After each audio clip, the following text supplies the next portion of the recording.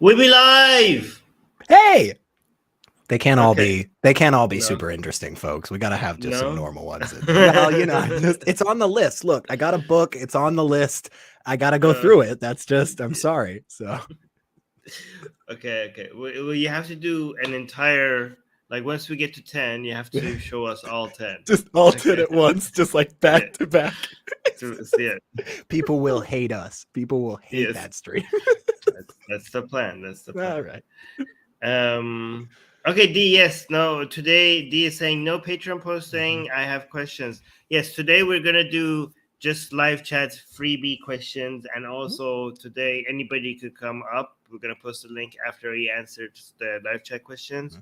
We're gonna post a link in the live chat for anybody who wants to come up. So post your questions in the live chat today. So today is for everybody, okay? But usually we do for patrons only. Patrons only get to ask the questions, and also YouTube members can come up only, okay? But today is an exception, so it's open to all. I do want to show. So post your questions right now in the live chat. I do want to show something before we answer any questions. Okay, so D, please, D asks some really good questions, so I'm looking forward to those. But before we go to the questions, questions are coming, so let me start that. I do want to share something with you from Iran, but not about now, but about something that happened around 3 years ago. Okay, and the protests in Iran are happening still. Against all odds, it's been more than a month now since the continuous protests in Iran and strikes, and outside of Iran by Iranians as well. And I don't think like we have had such a persistent protest in Iran, inside and outside of Iran, and across all diverse groups. This is like this is bizarre. Like nobody expected this to last so long, right? So I don't know what will come of it, but it's amazing. So I just wanted to do some blast from the past and show you, because how one of the videos that captures a moment in history where some people foresaw all of this happening. Not many, but a few. Okay, That's great. But okay, so yeah, look at this. So, let me give you some context, okay? In 1979, after the Islamic Revolution of Iran, a lot of people, there was a referendum to see what kind of government people want, okay? And apparently there was only two options: yes to Islamic Republic and no to Islamic Republic, okay? Other options were not under referendum for some reason. But people were, a lot of leftists and liberals got united with Islamists in taking down the Shah. And after the revolution was successful, a lot of leftists and liberals did not have a very good understanding of what the mullahs really represent and what they were about to do. Okay? They just were anti-imperialist, anti-monarchy, anti-dictatorship, and it seemed to them this was a leftist movement, and they saw the mullahs as somebody that was helping them against a common enemy, right? And they weren't, and they're like, okay, so now so even though it was like a anti-monarchy motivations, right? It had an Islamic brand without necessarily the people who were supporting the mullahs being very much, I mean, they were Muslim, but nominal Muslims, like not people who really understood what this is all about, right? And a lot of them voted when the referendum came. A lot of them voted for an Islamic Republic, yes to Islamic Republic. And you can see now the difference between two women here right now. Back then, who were interviewed, she voted no to Islamic Republic and she voted yes to Islamic Republic. But a lot of people voted yes to Islamic Republic. And she explains in this video back from 43 years ago why she was voting No. By the way, guys, keep posting your questions. We will. I will start them and I will answer them as they come in. Okay. After we watch this video. Okay. So let's. I'm going to translate as we go on. Okay. So this is the interviewer. Like, look, this is like very has 70s and 80s vibe, right? And this was okay. Yeah, for a lot of reasons. yeah. But by the way, this is after the success of the revolution. But you can see that even early on, Iran wasn't like doesn't have that ultra Islamic look. These types of images are just I have no reference for them because they don't make sense to me, because what I have experienced my entire life, of course, as an outsider is very much what's being protested against right now, right? And so like the fact that this guy is just, he's just chilling in a nice suit talking to these ladies on the street, broad daylight, not a one of them in hijab or anything. It's like, it's very weird. It's very different. So. This is Iran, guys. This is Iran. This is how women and men used to hang in Iran before the mullahs changed everything. Okay. So he asked her, what did you vote for? She said, I didn't vote to the Islamic Republic.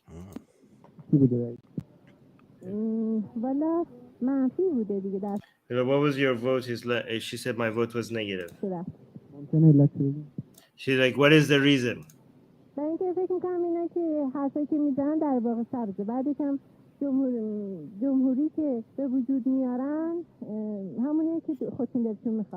Like, because the republic that they're going to bring is specifically what they want. Like, they're going to make it in their own image. Like, I think what she means is like Islam, like it's going to be full on Islamic. I think that's what she means.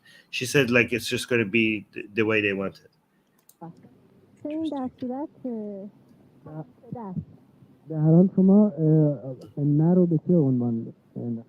Like, okay, but why did you vote no?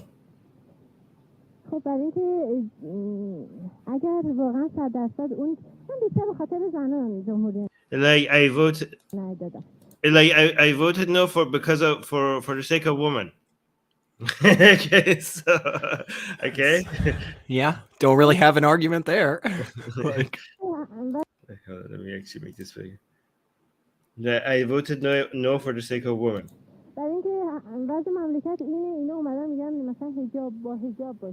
Like, because I think they're coming here to tell us to wear the hijab, right?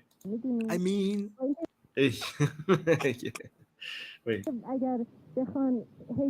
Remember, this was a time that they weren't telling you that the hijab is going to be mandatory. She said that she thinks that they're going to put hijab on our heads.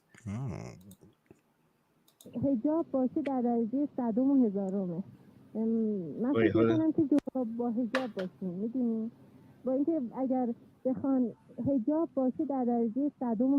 Like, but I think like hijab should, if hijab is priority 100 or 1,000 when it comes to our issues right now. So I don't know why like that. She said like that. She thinks that's what they're going to focus on. So she's saying they're going to focus on things that don't matter. Oh, and she says that I think that the Islamic Republic is being supported from the United States. Okay, which is at that point in time, like, true. Technically, this was before the hostage takeover that made the Islamic Republic in the United States. But this is actually, I don't know, because she doesn't sound very educated, but the things that she's saying is correct against all the predictions of educated people, right? Yeah. So it's true that United States and the UK decided to back the mullahs against the shahs because they thought that the protests were going to be successful, and they just wanted to make sure that the communists are not going to come in power. So they thought the mullahs would be the best alternative, right? So the United States and the UK did help the mullahs gain power in Iran back then, right? I don't know how she's being so correct about. Like, this is not the information that was public back then. Neither the hijab becoming mandatory was not public, was something that nobody predicted. And this idea of United States being backing the mullahs at that point was like confidential, like information. So I don't know if she's maybe what. I don't know who at the time in the US was doing our like foreign intelligence, foreign policy bullshit, but like they really should have called this lady. Like she's been surprisingly accurate, right? Yeah, I mean, she's been pretty on point. So I don't know. I mean, yeah. I don't know how. Yeah, you're right. I mean, to be fair to Americans, at that point, Carter was like looking at the world, and they thought that this is another uprising of people against tyranny, just like a lot of like Khomeini was supposed to be kind of like the Mandela of Iran or something like that, or the Gandhi of Iran or whatever. So this was like in line of supporting Carter's ambition of supporting human rights movements and stuff like that. But again, it didn't work out. Yeah, it was a quick turnaround on that. We were really regretting that decision, and just not very long afterwards. So. ممالک جمهوری اسلامی بکنن که لااقل تا 25 سال دیگه لااقل کمونیست‌ها دستشون کوتاه بشه. Oh my God! I actually didn't hear this part before. She said that they're gonna support the mullahs so that the communists' hands are cut off. That's what she's saying. Okay, her analysis is on point. Back then, United States was also very, very heavy trying to support anybody that could basically keep the communists in check, okay? Yeah. And she thinks the Americans were supporting the mullah, wanting the mullahs to come to power just so that the communists can't come into power. Her analysis is so on point and is so much beyond like what so many analysts back then had said. Like she is so correct here. I don't know how she's getting it so right. Do you think do you think she played the lottery later that day, or like, or just like stumbled across like $100 million in a bag or something? Like, I thought she was being accidentally right, but her reasoning, yeah, but she gives you the reasoning, so she's actually very aware. Wow, okay. Communist. So now she's asking this other lady. She voted yes for Islamic Republic.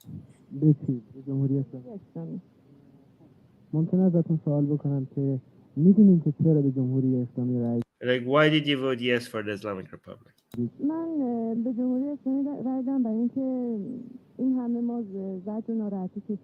Like, because of all the suffering that we have experienced,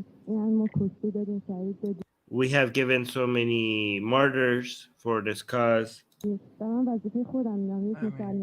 And I, as a Muslim, see it my responsibility to vote yes for the Islamic Republic. Okay, but look, like this is not our idea of what a person that calls themselves a Muslim in Iran looks like. Like, you know, this is like, look, this is how somebody who called herself a Muslim used to hang around in Tehran. Like, say, there's like not all of them had the hijab, right?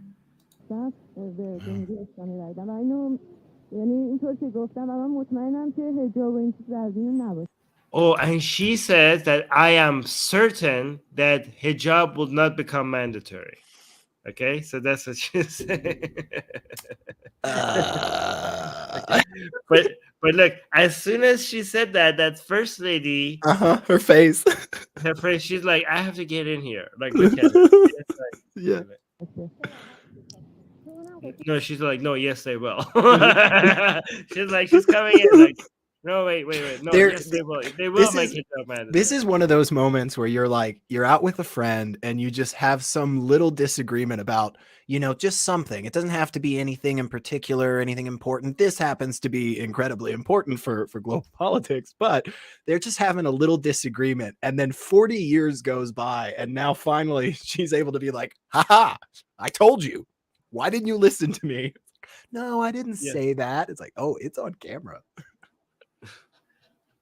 No, wait, actually, that's a good point, because let me show you what the caption of this says.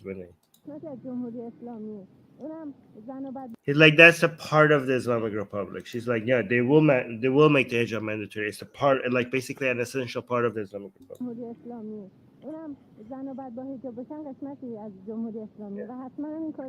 She's like, I'm certain they will do this. Like, being Muslim is something in its place, but this is something different. I think, like, she's saying, like, I know you're a Muslim, but you have no idea what's coming. Like what they're bringing is not your version of Islam, lady. This is going to be something new. And yeah, so the caption also says, Banu Harja Kasi, like, lady, wherever you are, تو از دکترها و جامعه شناسای زمان جلوتر بودی. Like, you were far ahead of the doctors, the PhDs, and the sociologists at your time. Like, she was like, I don't know who you are, I don't know where you are, but you were wiser than all of them. So, stand up, lady. We need you. We need you to just speak up and just tell us what's going to happen in the next 40 years. No, nobody knows who she is and where she is, if she's alive right now, because people are like, she saw all of the problems. She saw all about what was going to happen in 2019, 2020 with the world and the all that good stuff. She saw the hurricanes and the climate change. She's safe somewhere. That lady is absolutely secure. She got off of this fucked planet a while ago. Oh my god. Okay. Let's get to the. Well, hang on, real quick. Was that Farsi?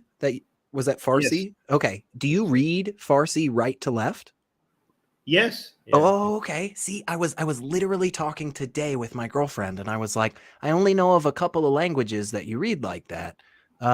Like Hebrew is read like that, and I'm pretty sure Japanese is right to left. But I didn't know of any others that I could think. I know for a fact Hebrew is like that. So now that's cool. Yeah. I will win my local pub trivia at some point. Yeah. So also Farsi. Also Farsi. Yeah. Makes it a little bit difficult when you have English and Farsi mix, because this is like right to left, and then in the middle all of a sudden it's left to right. So it's wow. Yeah, I bet that would be freaking weird. Yeah. Oh man. Arabic too. Arabic too, really? Oh yeah. Wow. Okay, that's interesting. That's very interesting. Yeah, I thought Japanese was up to down. Oh, maybe. Yeah. Which is language. Right to left. You know what? Actually, left to right is more logical than right to left. Because what? I was just gonna say, it feels that way to me too, but maybe that's just like my Western, U.S. focus. No. I will tell you why left to right makes more sense. Okay, because people always, like, historically, always write with ink before pencils were a thing, right? I don't know why you would do right to left, because always your hand is on top of the ink that has not dried yet. Most people have been right-handed. Yeah. Most people are right-handed, so left to right makes more sense, because you're writing and you're not smudging the text. Do you have any idea how many times, like in Iran, when you're taking notes, this part of your hand is always inky? Okay, because you're writing and you're touching the text at the same time. If you were writing from left to right, you wouldn't have this problem. I like the thought that all of human writing for like centuries was right to left. And then one day somebody came along and was like, what the hell are we doing, you guys? Like, why are we smudging all our scripts and stuff? Like, somebody just left to right already. Like, yeah. Oh, also, you're right. Shreyash is right. The mix of right to left and left to right, for some reason, it just makes it so impossible to select the text. It's just like, for some reason, jumps around. Copy and paste. Oh, that's terrible. Oh, that's horrible. I didn't even think about that. Oh my God, that's fun. Yeah. Oh, let's just come up with a brand new Islam for leftists. You're right.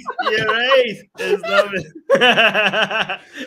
makes sense. They're trying to make it convenient for leftists. Oh, okay, wait. Talking about leftists, Susanna sent me a meme. Susanna has been red pilled. Susanna, are you going down the rabbit holes again? Okay. No, but she's sent me a meme talking about leftists. Guys, I'm going to answer the questions. I promise you. Okay. Wait, look at this. Seth is saying, as a left-handed person learning Farsi, I finally discovered what writing is like for right hands in English. Oh yeah. Okay. Okay. Let me show you this meme, and I promise we'll get to the questions right after this. Okay. Trolley problem for the leftists. Okay, Susanna. A Hellfire missile can take out the trolley, but that would be imperialism.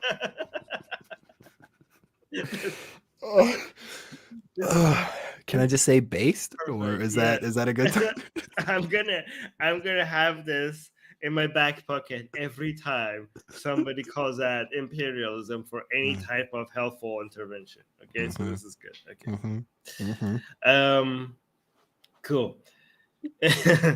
All right, let's go to the questions. Okay, pointless for just saying, Armin, has Bill Johnson contacted you yet? I haven't contacted him yet because I'm in the middle of all these Iranian protest stuff right now, so that's keeping me occupied. So maybe one day, but not right now. Okay. Tom saying, Armin, the American State Department has to report atheists that have their rights violated. I don't understand that question. I need to locate the Hindu man that was abducted by Muslims and circumcised. What? He needs to be added to the report. Okay. Yeah, I haven't heard about this, but that's terrible. If that's what happened, that's I don't know. If Susie, if you're watching this, have you heard about this? Like, let me know. Yeah, that's Susie usually sees these things. That's a terrible thing. Forced circumcision. What the hell? Yeah. Wait a minute. Wait a minute. What do you mean? What the hell? It happens literally every second. It only happens. Yeah, it only happens to infants. That's why we as a society seem to be okay with it. We're like, screw it. They're babies. They won't remember. Everything's fine, and we just move on, even though it literally has no medical. There's literally no medical reason to do it. It's an absolutely atrocious practice, but we'll still end up doing it a bunch. So, but I mean, but to be grabbed off the streets, like imagine like today, like I was at a Dave and Buster's earlier. Like, oh my gosh, if I was playing skee ball and somebody just like grabbed me and took me to the bathroom, that'd be terrible. But but it happens to infants all the time. I know. I'm right on board with you, man. It's an absolutely terrible thing, and we just keep letting it happen for some reason, and then it's the same people doing that are like, we don't want surgery for our children. LGBT agenda. And it's like, I don't think you understand what you're saying. Anyway, sorry. That's okay. Picky saying, will the end of oil money due to renewables start the fall of Islamic theocratic regimes in Saudi, UAE, Qatar, Iran, etc.? Okay. As much as I have problems with UAE and Qatar, they are not Islamic theocracies. What are you talking about? PK. Okay, sorry. Why am I being so mean to PK? Iran is an Islamic theocracy. Saudi Arabia is an Islamic theocracy. UAE and Qatar are not democratic, but they're not Islamic theocracies, right? Yeah. They can be described as Islamic. I don't think they are technically theocracies. I honestly don't think so. But again, I would also very much say I'm pretty confident that they're not like democratic republics. I feel confident they're not, they're not on this far extreme. They're not on that far extreme. They're somewhere in the middle with a little bit of both. But they're definitely not on the same scale. I would still argue that Qatar as a government isn't exactly the best, right? They've still got some problems. We'll see. We'll see what happens this year at the FIFA World Cup. Honestly, we'll see how many people get all pissy about it and protest, and rightfully so. There have been essentially what are enslaved migrant workers building these stadiums that have died during the building. So it's pretty atrocious that we're about to play just some fun sports games on top of their graves. So.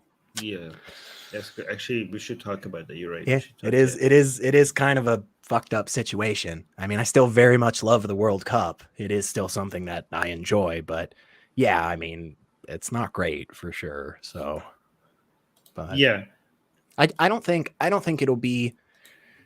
I don't think we'll have to wait until the world has completely switched over to renewables before we start to see, quote unquote topplings or changings of these types of governments. I honestly think, and maybe this is me being naive, maybe this is me being biased, but I honestly believe that the more access to information that individuals have and good, correct, peer-reviewed information, right? Good demonstrations of the evidence, the more that we have that, I think the more that we'll move away from these autocratic, super tight controlled societies and stuff, because I don't think we'll stand for it anymore. Right.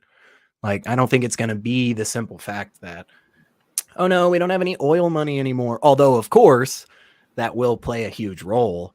I think just the spread of information and just the fact that we're so interconnected these days. Like, the fact that we can have so much knowledge on the Iranian protests, that is going to spread, and we're not going to forget about that as a collective, right? So, yeah, actually, you're right. I think the answer to PK's question is that we will never know, because I think these theocracies will fall before we get there. So we would always have to wonder that if they did not fall, what would renewable do to them? But actually, I do think like it's not binary. It's not on or off, right? So renewables do not have to completely replace oil income, oil revenue, for it to be a pressure to Iran. Like, it could be renewables could somewhat replace oil revenues, and that would already be a major pressure on countries like governments like Iran or Saudi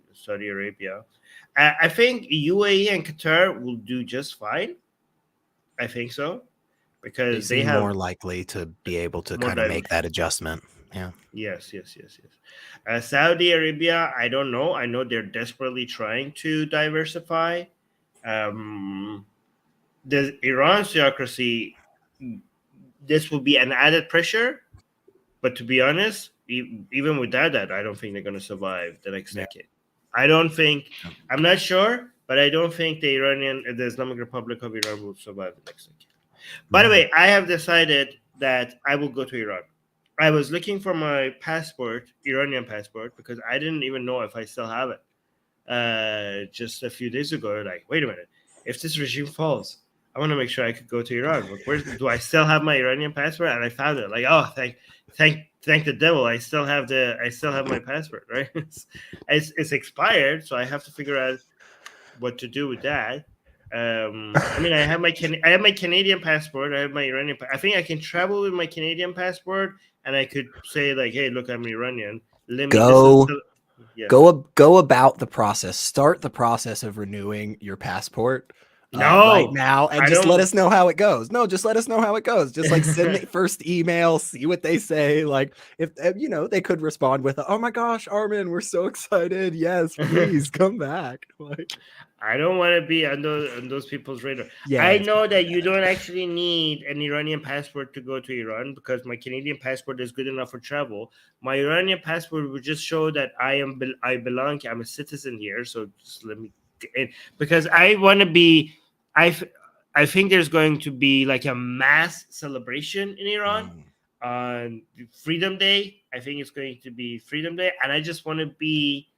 If that happens, I just want to be there. I want to be in the middle of that historic, event in Tehran at Maidan Azadi, at the Freedom Square. Freedom Day at the Freedom Square in Tehran. I want to make sure that happens. I have a lot of contacts in Iran that I'm doing activism and work with. I just want to make sure that we could get together. We're already making plans. We meet in Tehran. We're part of the celebrations. Then we get a car. We go to the north forest of Tehran, Shomal, and we have like some kebab and everything. We have we have detailed plans of what we're gonna do when Iran becomes free, and I could go back to Iran. Sneak you in, sneak you out, different safe houses, like change cars 4 times, like all that stuff. Or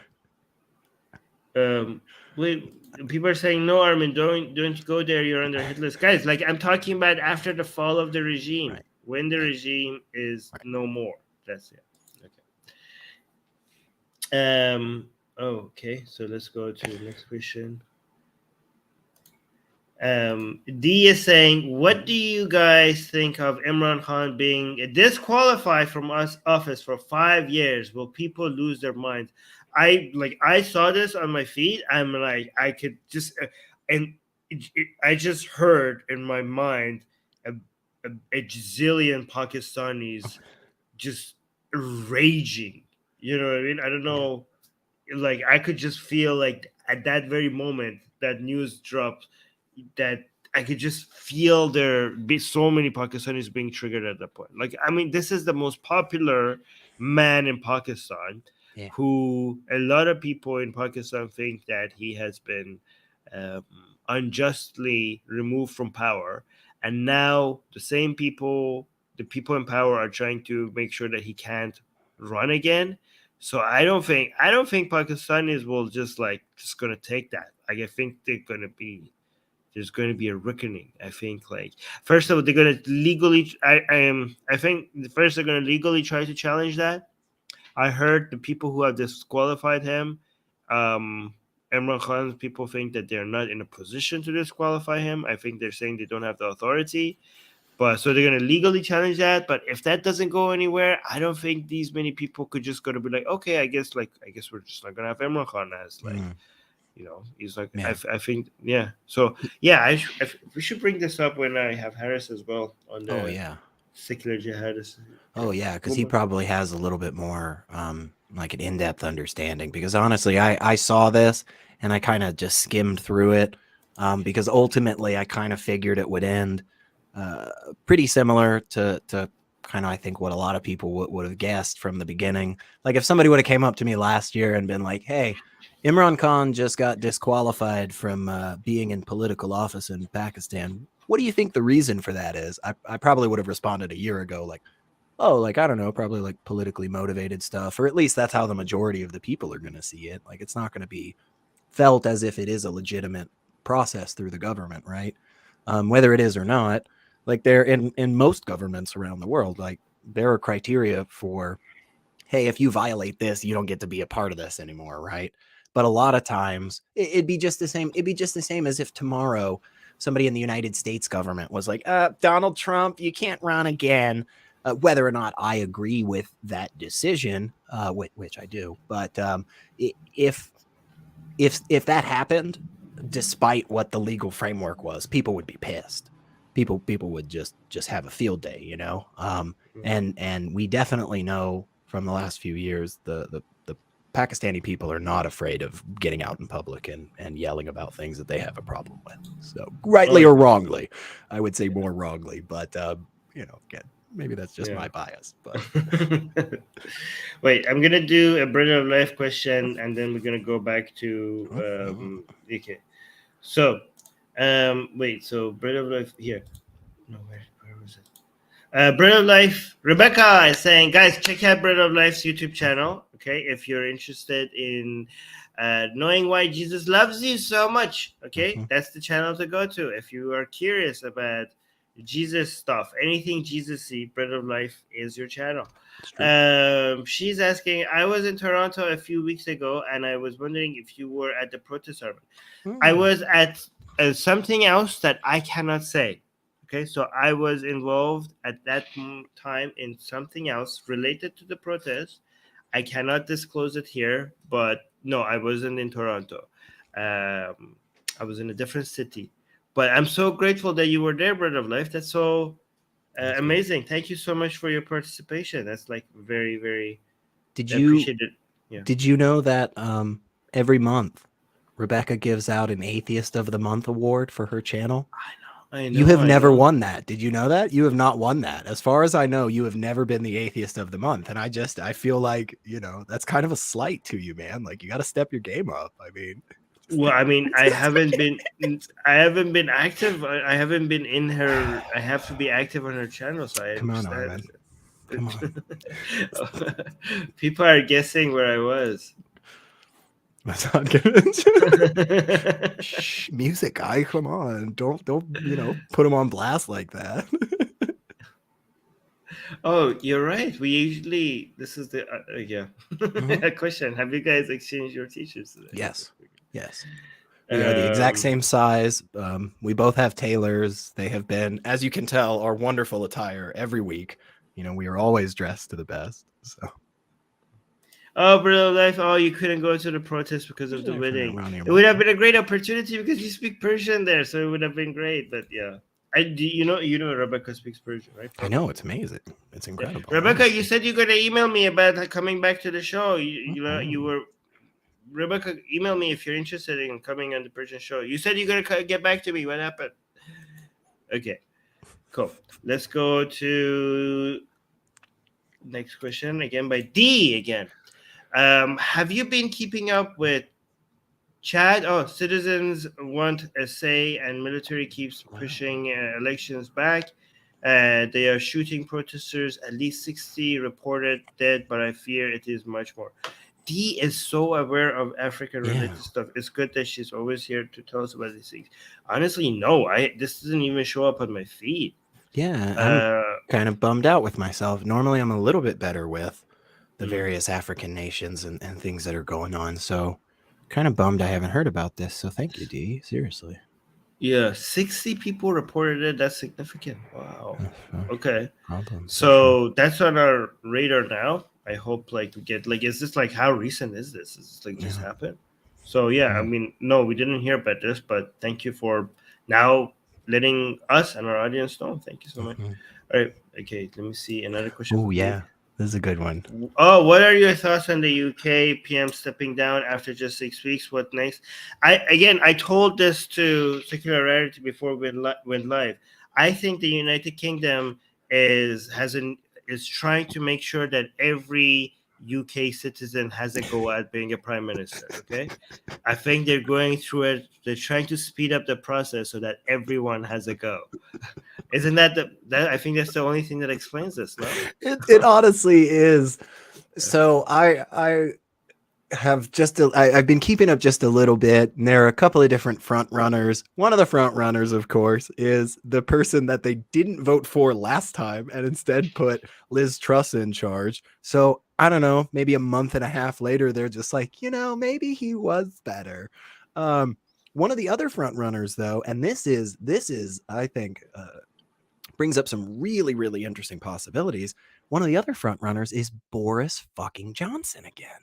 So here's the question. So what happens then, Armin? What happens then if the Tories decide to put back in a man that they purposefully got rid of because of the, let's say, fuckery that he was a part of in his last term in office?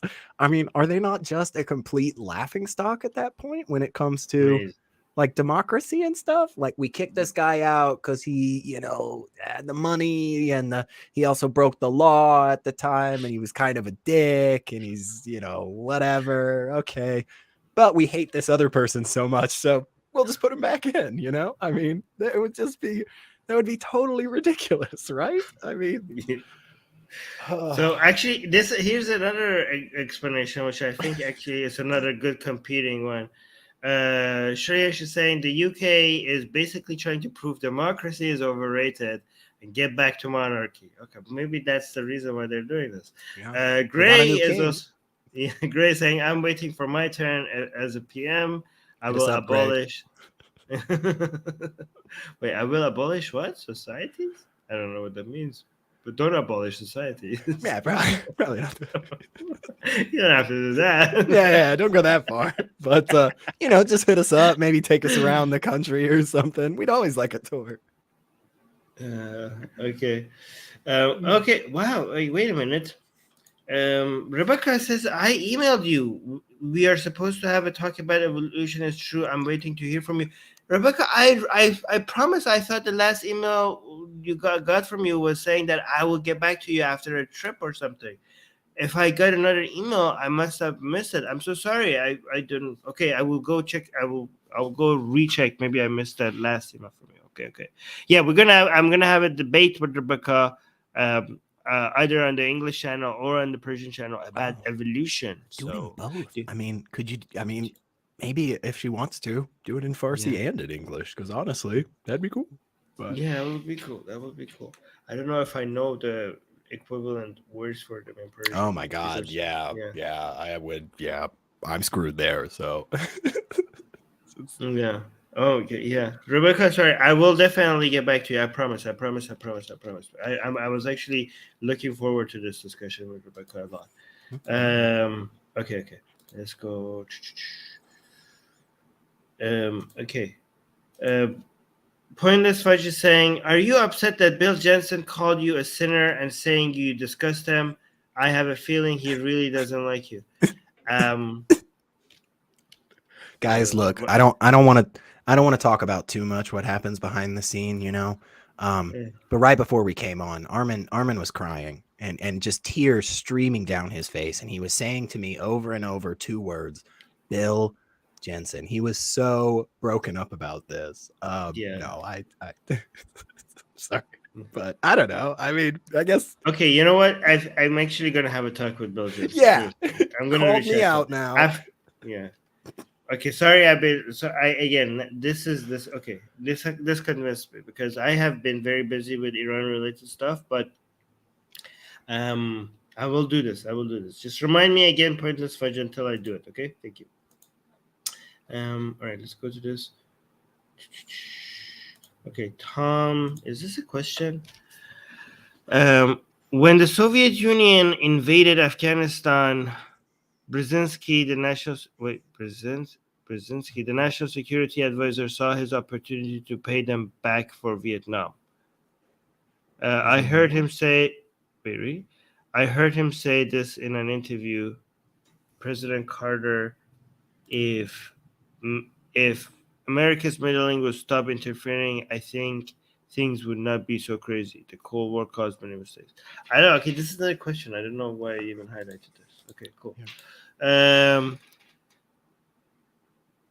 Oh yeah, this was regarding the video we showed at the beginning. This is a few times looking. Yeah, so looking past in Iran. Okay, so something I don't remember saying. This is one of the few times when looking in the past hurts, and people would want to go back. Yeah, a lot of people in Iran do want to go back because they think their past was greater than what they are. It's like that. Usually that's not the case. Usually things going forward gets better. I think long term Iran also, if you zoom out, it's going to be better. Like. Things do on average get better. Like we have some few examples here and there, but usually that's not the case. Yeah, going back into the past is not a good idea most of the time. Oh wow, Pointless Fudge is actually. Why is Pointless Fudge so invested in me? I feel like at this point, Pointless Fudge may just be Bill Jensen. And honestly, Bill, if it's you, like. Just talk to him, just reach out, just say hey.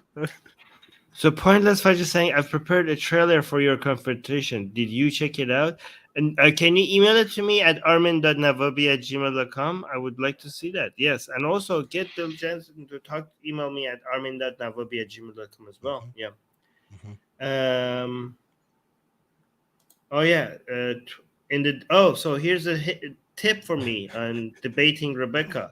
I'm going to talk to Rebecca about men's nipples. Okay.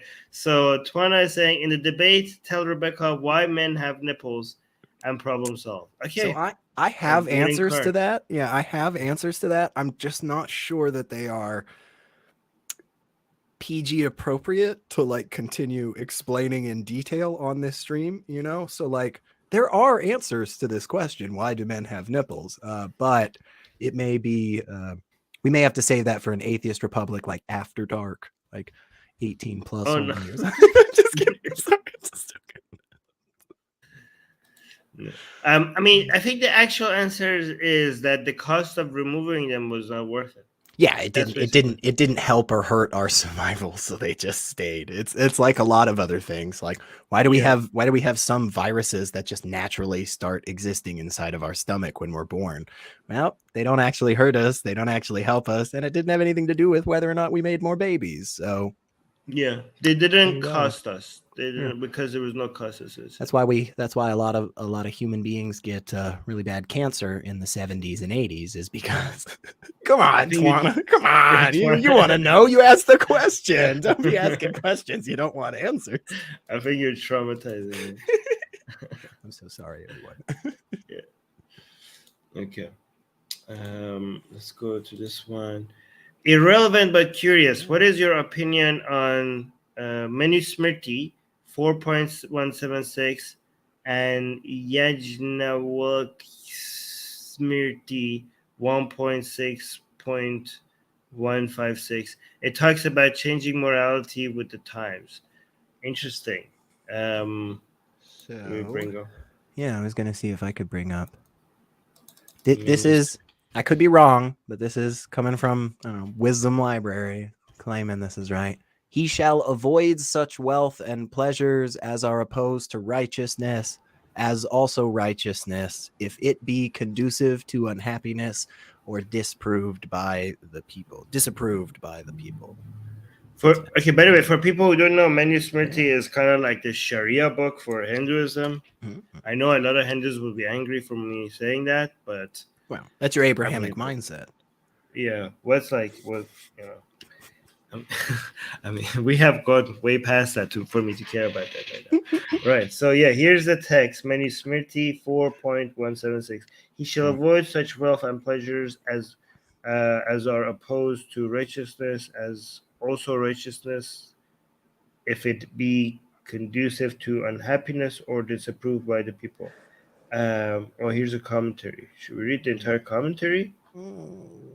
It has been said above that the group of these constitutes the end of men.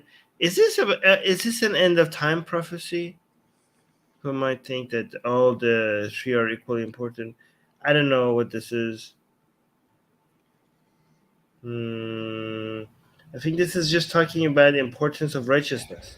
Yeah, this is interesting because it just right underneath that on the commentary it says these enact accordingly righteous acts like, and I don't know how to say Jaya Testoma, I don't know, are found to be performed at the cost of wealth and pleasure.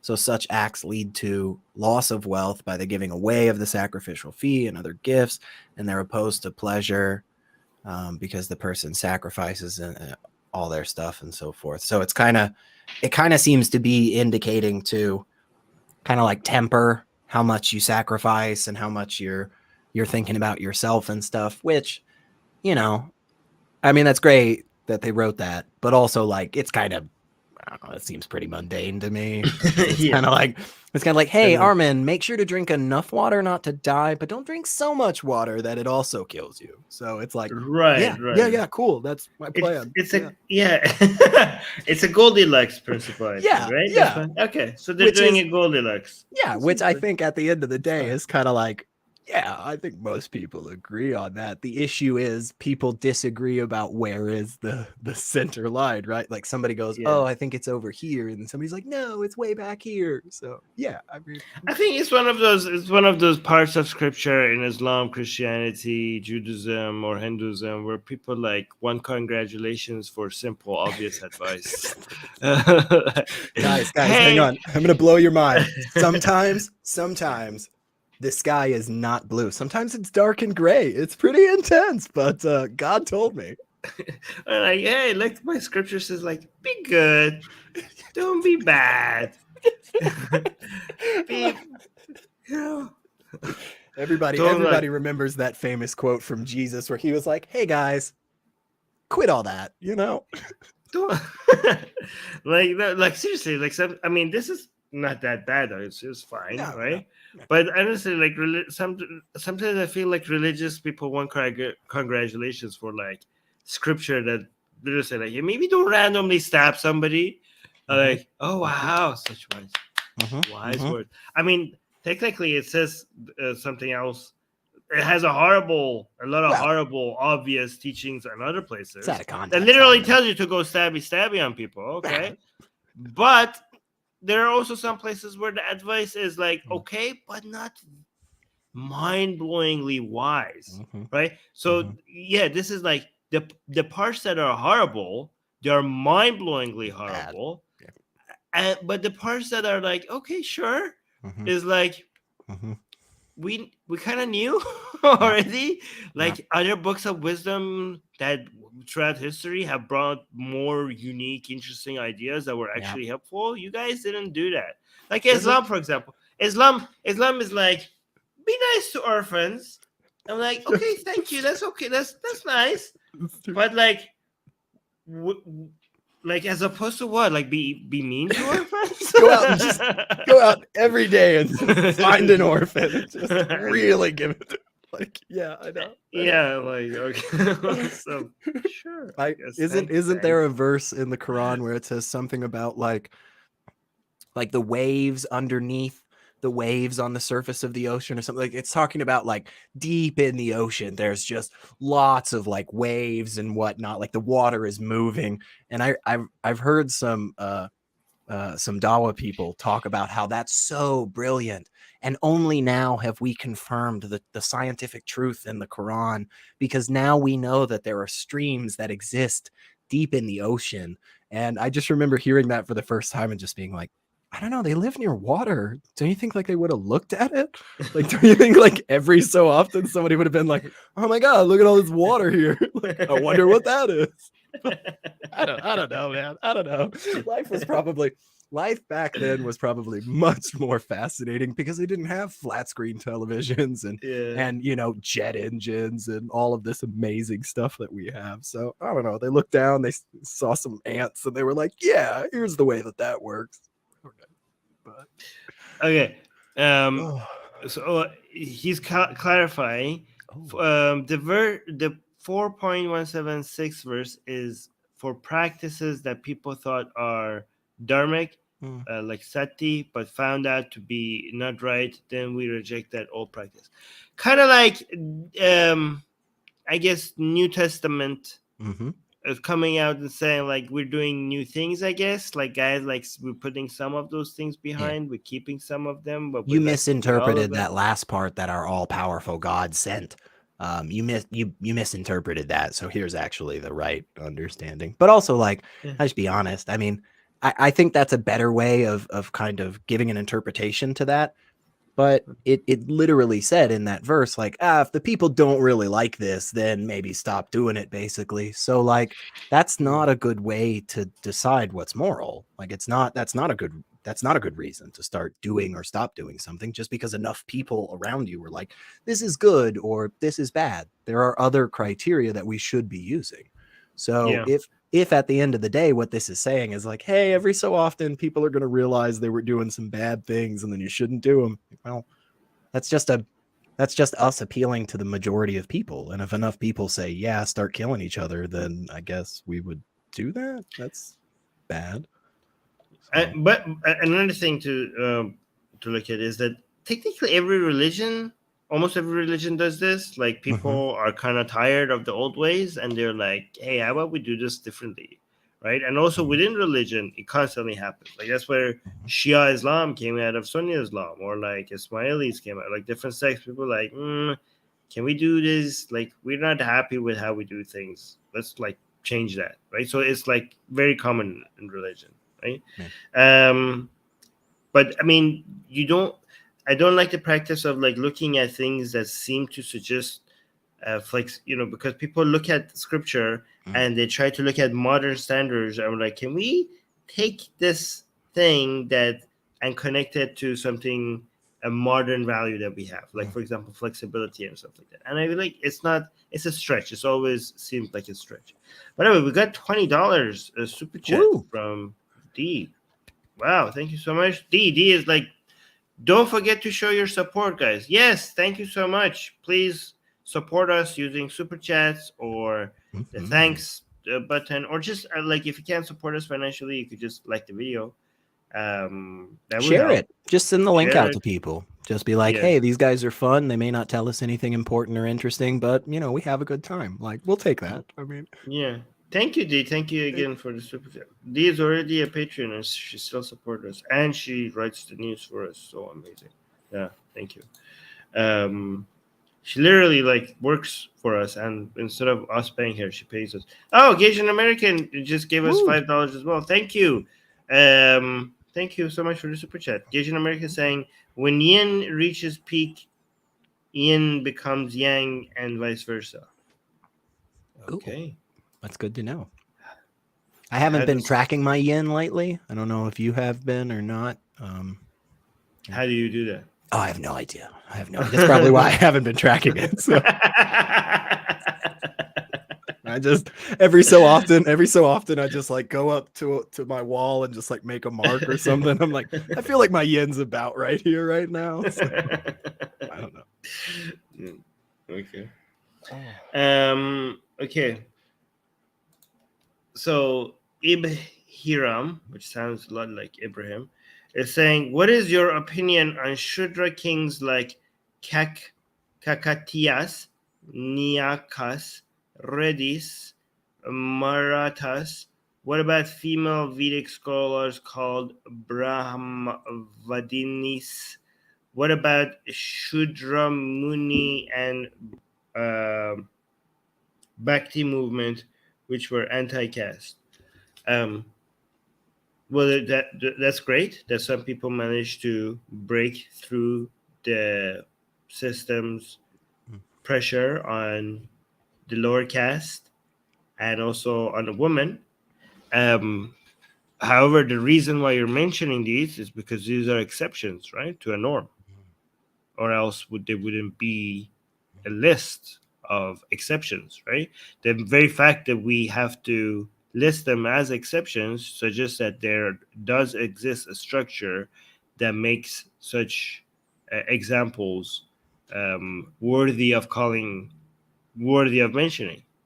If it was commonplace, you wouldn't be listing them like this, because there would be so many female scholars, as many as men, or there would be as many Shudra kings as other castes, right?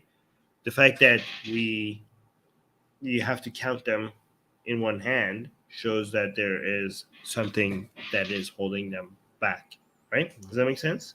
Yeah. And Yeah. I don't have anything to add, honestly. So Yeah. I mean, whenever there's a oppressive system, it's not going to be complete, obviously. Mm-hmm. There's going to be people who slip through, right? Like, it kind of, it's a little bit reminds me, I know this is not equivalent, it's kind of like thinking like there's no racism in America because Obama became president. That's kind of like what it sounds like. Yeah. It's very much in that vein. Hey, we can't be a racist organization. We have one black guy. Oh, Yeah. that's maybe you just missed the point a little bit, but yeah, definitely. Yeah. Okay, wait, let me make sure I'm not missing any questions. I need to start questions as they're coming. But hey, actually, I should also, at the 1 hour mark, I will post the link. Actually, let me go through the questions a little bit faster. Okay, wow. Pointless Fudge is still talking about Bill Jensen. So Bill keeps saying that he will confront you. Do you think he's scared of you by any chance? Yes, I think he's afraid of me. I think he's not going to confront me. I think feel he's like not going to talk to me. Yes. The right answer when somebody says, "Do you think they're afraid of you?" is always to say yes. Just no matter what. It's like, hell yeah, they are. I think they're afraid of you. Why wouldn't they be afraid of me? He Look would at me. not dare say yes to my invitation of a debate. Definitely not. He would not. He's a coward. He's a coward. I'm calling him out as a coward. You heard it, Bill. Yeah. Okay, Gage American saying, what can India learn from Singapore's forced integration? Oh, I don't know. I don't either. That's very interesting. I didn't know Singapore had forced integration. I'm not really a fan of that on the whole. I think India can stop segregation, like before trying forced integration. Yeah, that'd probably be a good step. Yeah. That could be a good middle part. You don't have to go all Singaporean. You could just like go halfway. Yeah, I don't know. See how that works. I don't know. Yeah, maybe. Do you think like the stream, guys? Come on, yes, come on, guys, like the stream. While spending time here, yeah, please like the stream. Thank you very much. Okay. Abhiram is saying, what is your opinion on what is this? Orchestrated objective reduction theory allowing for free will and potentially soul. I don't know what that is, but I don't believe in free will, or sounds ridiculous. Sounds like I would also put my hat into the I'm skeptical of that ring. So because how do you demonstrate a soul? The first person that ever can come up with an actual understanding of how the hell you would do that, do it. Because you'll win a Nobel Prize and you'll be the most important person in all of humanity. So figure that out already. We literally know how the neurons work down to like such a ridiculous degree that there is no place for a soul to exist in the entire human body. And yet people still talk about it. So demonstrate it already. And then, I'll look into that some more. But I don't think free will is a thing either. That's a little bit more funky, but Funky is a good way.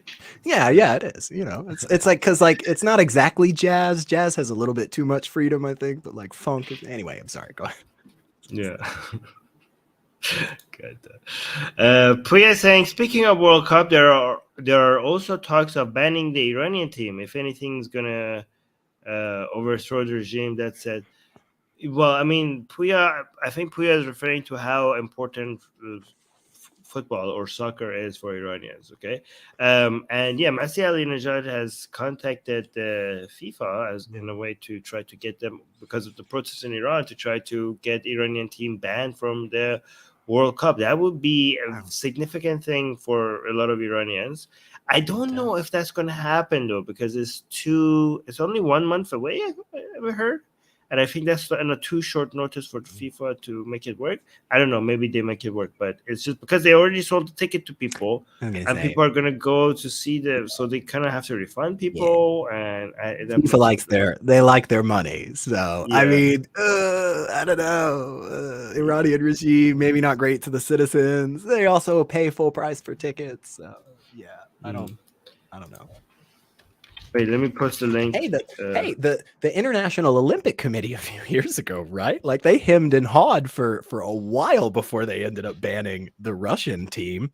And they had known in the international athletics community for like a year how bad the Russians at the time were cheating on these tests. And still the IOC took forever to finally say like, hey, okay, you don't get to compete. That's not fair, because they know kicking out any nation from these types of events will decrease the amount of viewership, meaning the amount of money that they get from ad revenue, meaning the amount of people that buy seats and buy food and drink at the places. Yeah, totally. Like, I mean, will they eventually do it? Maybe, but they're really going to try not to if they freaking can. And at this point, it's like next month, right? Like it happens in a couple of weeks. Yeah, like it's not very long. So if it happens, it would be amazing. I'm not saying anything is possible, but it would be amazing. It would be very surprising. Yeah. Okay.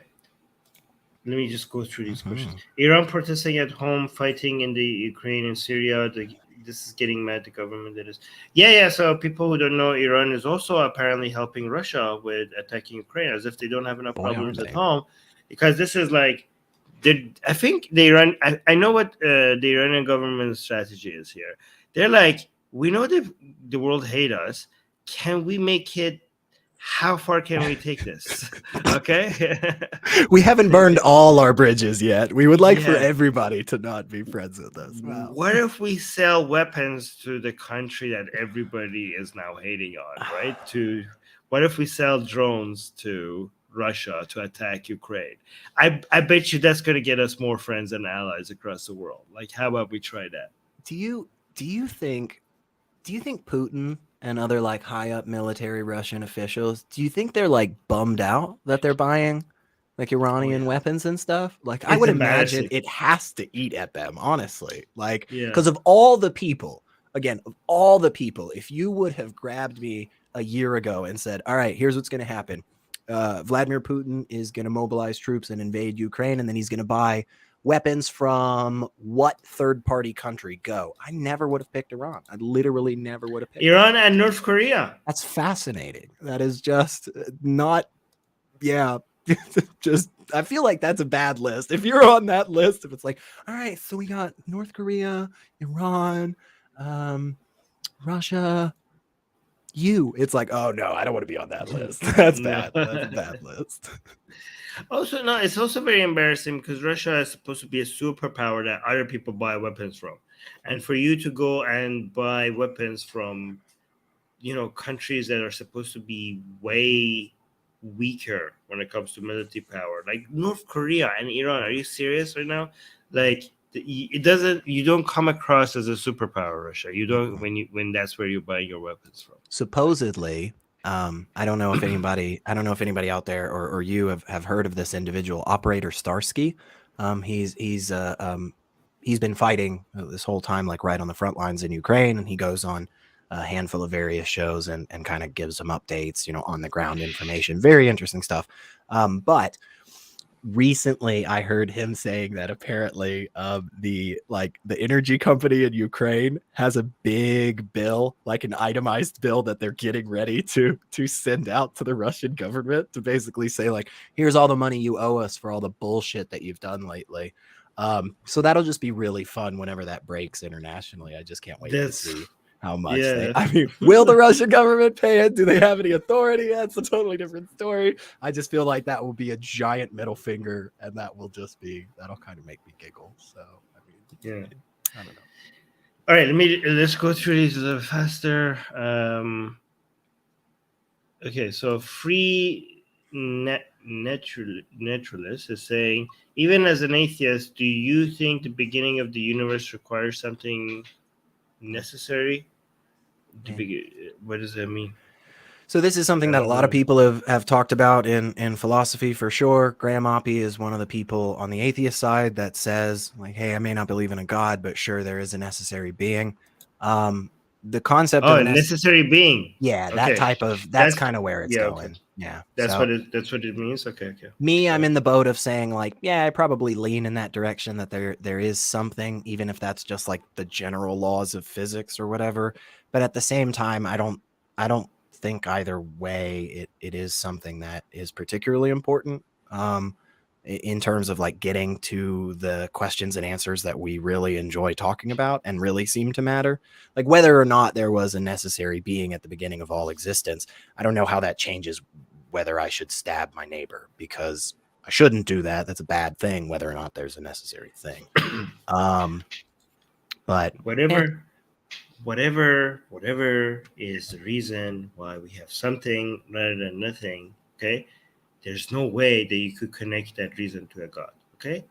A self-aware entity that is supposed to be have human attributes, like such as anger, sadness, happiness, listening, talking, lust. Lust. God gets lusty. Yeah. I mean, he must, like, he knows what it feels like to have an orgasm. That's why it's why he tells everybody the head coverings and stuff. Cross the religions, you see it. He doesn't want to look at the top of your head because God likes that. He gets a little hot under the collar. Yeah. Anyways. It's such a waste of time, I think. Unnecessary. But there's something that there's a reason why we have everything. Okay. Yeah. And what about it? And how would you ever provide any demonstration other than a philosophical construction of which, yeah, sure, you can spend forever making sure it's valid, but you will never have any soundness to those premises. You will just never be able to show that, because essentially what you're saying is we have to somehow, in the laws of physics, being bound by all that is existence, we have to somehow step outside of that to see everything and then come back and explain it. So I don't really know how the hell that would work either. So again, demonstrate a soul, demonstrate a necessary existence to the universe. I would love to see it, but until then, until then we have to wait. But we have Rebecca. Let's answer the rest of the questions with Rebecca. Hi, guys. Hey, I heard you talking about the Almighty, and I am his prophet, so I'm here to answer. I promise I gave my 10%, Rebecca. Calm down. I gave my 10%. Oh, I don't believe in that. But that's good. Anything you give, God loves a cheerful giver. It's true. How are you? We missed you. Great. Good to see you guys. Yeah. I'm sorry I missed your email. I promised I was like looking forward to talking to you. I was like, anytime. I believe you. I know. You know what? I see you on, because I watch Atheist Republic Persian quite a bit, and I've just seen your passion over what's going on in Iran. So I was like, I'm not even going to bother him. Like, I did email you back, but I was like, I'm not going to bother him until whatever happens with Iran, like, happens. Like, either the protests end or the regime is toppled, whatever happens. So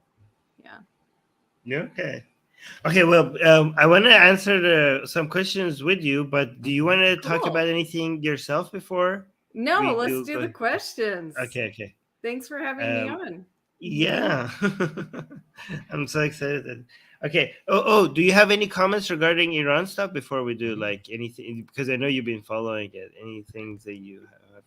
I mean, I'm just anxious to see what's going to happen, So, it's amazing that the protests have been going on this long, and there's a lot of support. And I think at the beginning, one of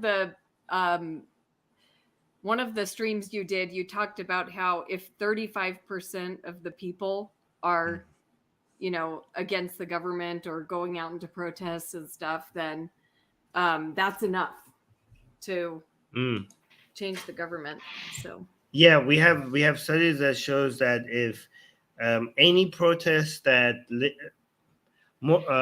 except two that if you get to 3.5% of the population coming out and participating in the protest, that almost guarantees the toppling of the regime. Oh, did you say 3.5%? Yeah. What did okay. See, that's how bad my Persian is. I thought you said 35%. Yeah. No. 3.5%. That's surprisingly low. That's interesting. That's not a lot of. That's not a lot. Well, yeah. I mean, but like on the statistical understanding, like you're not even at half. Like again, Rebecca and I were thinking you said 30, so like we're 27 percentage points below that. So that's but 3.5% of the people in the streets. That's like protesting and actively participating against the government. Be there. Okay, that's significant. That's significant. Interesting. Oh, okay. Yeah, Fudge, let me finish the question. I know Fudge is also waiting. I will bring you up as soon as we finish the questions, okay? Okay. So, Mirja Lola is asking, what do you think of Tulsi Gabbard leaving the Democratic Party? I mean, she didn't really belong there anyways. She's a right winger. So. Yeah, I was gonna say. I lost a lot of sleep over it. Really broke me up inside. I kind of thought she was already in that boat already, but whatever. I mean, yeah, if she formally left the Democratic Party, good for you, Tulsi. I'm proud of that. She wasn't really like, it'd be like somebody saying, "Oh, Joe Manchin's going to be an independent tomorrow." It's like, yeah, I mean, of course he is. He's a Democrat in West Virginia. Like, come on. Do you have any views on Tulsi, Rebecca? I've never heard that name before. I think she's. I think she's the Hawaiian representative. Yes, Hawaiian. Okay, see. Whew. Yes. Okay. Wow, that's good. Mm-hmm. Yeah. No, she left the Democratic Party. She's like, oh, this is what she basically went through a list of the reasons why you're not Democrat. Right-leaning people say about like wokeism, censorship. I don't know how she talks about censorship, given that she's like as able to say whatever she wants to say. Nobody's censoring her. Didn't she fly to Syria a few years ago or something? There was some weird thing that she was supporting she supported the Assad. So that's not good. That's Rebecca, are you part of any? Are you Democrat or Republican? Like, are you? I'm unaffiliated. I vote, but I vote my conscience. So okay, independent. Okay. Pick a side, Rebecca. Come on. Well, it's very hard. I don't know if I should get too controversial here. Heck yeah! Might fight me Heck yeah! Get controversial. Really? I'll wait until you finish your questions. No, go ahead. It's a super chat for you for your cat apparently. Woo! I don't know how to send it. Oh, nice. Kenny is like, how do I send? What's your cat's bank account? I'll buy him a treat. I honestly thought you were gonna say like what type of cat is this? Like, what's your cat's name? I have to send you this money. It's like for a cat. You're contractually obligated by the rules of super chatting, so it works. So thank you, Kenny. I will give my cat a treat for you. Okay. Then I have to send you this money then. Okay. You were gonna say something. Thank you, Kenny. You were going to say something controversial, and I stopped you. I should stop you, Winnie. That's exciting. What is it? Tell us. Oh, my goodness, you guys. I could start so many controversies, but I want Armin to like me. So, but, okay, look, let me Armin, this is something I've been wanting to talk to you about, and since you want me to start a controversy, I will. I heard you talking very passionately about circumcision, and you guys brought this up again tonight. And I think it's a good point that you're making. But what I'm wondering is, if you care so much about the tip of the penis, why don't you care about people killing the entire baby in the womb? Okay. I care about pain, the pain that the baby is experiencing while that's happening, right? Mm-hmm. And I don't care about the fetus unless the fetus is being killed in a way that is experiencing pain. Do you know what I mean? So do you think ripping the limbs off could cause a little pain? That doesn't happen when an abortion is actually done in a medical facility. That doesn't happen. So also I would say there's the concept of autonomy, right? The human being in one instance is simply just doing something to another living thing, right? That's circumcision. That's not the case when it comes to abortion. It's a totally different procedure. So they're not analogous, honestly. Would you be but circumcision, would you say the location is important? Like, does it matter where the location is? Nope. Cut off a baby's earlobe. It's the same. You're violating that individual's autonomy. You're causing them pain for no medical reason. So the day before I give birth to a baby, do you think I can kill it? So Armin does. I disagree with him. But that is not considered an abortion medically. That is considered a delivery, whether that baby is alive or not, quote unquote baby. So the way that you're thinking about this is wrong. Well, I mean, I've heard.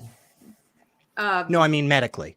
I mean, the medical terminology you're using is incorrect. You should talk with an OBGYN. It's really easy. It isn't this complicated, honestly. Armin takes a weird step, in my opinion, but it isn't this difficult. What do you mean Armin takes a weird step? He would say yes. I mean, he has before, at least, in this conversation. He would say yes. At 39 weeks, yes, you can kill that thing. I would disagree. But I mean, I don't really care about a fetus. A fetus's death, because the fetus is not self-aware, and as long as the mother doesn't care about it, I don't care about it. I care about the mother's care about it. If the mother cares about it, then I care about it. Because the mother in fairness, though, I would push back and say most of the information that we have, medically speaking, would argue that after 24 weeks, almost guaranteed, it is self-aware. So that's why I would push back. That's why I would push back on whether or not. But see, that's the point, is that if it is self-aware, then I care. If it's not self-aware, there's two things I care about.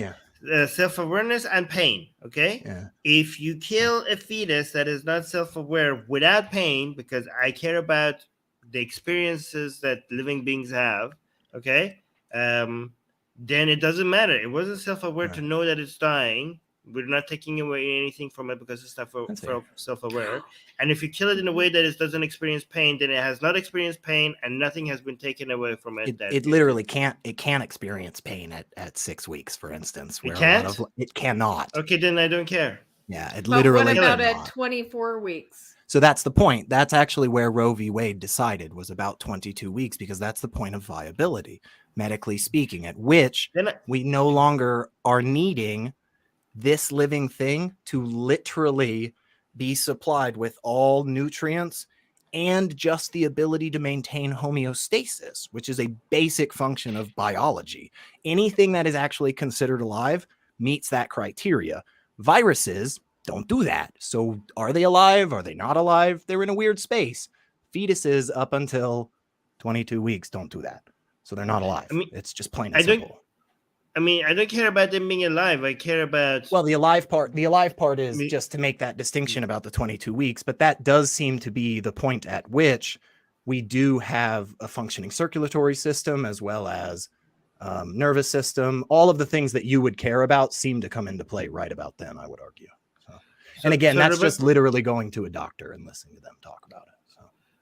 So Rebecca, my philosophy is that I want more happiness in the world and less misery. Okay, that's what I want. Okay, life and death is not the issue. Is the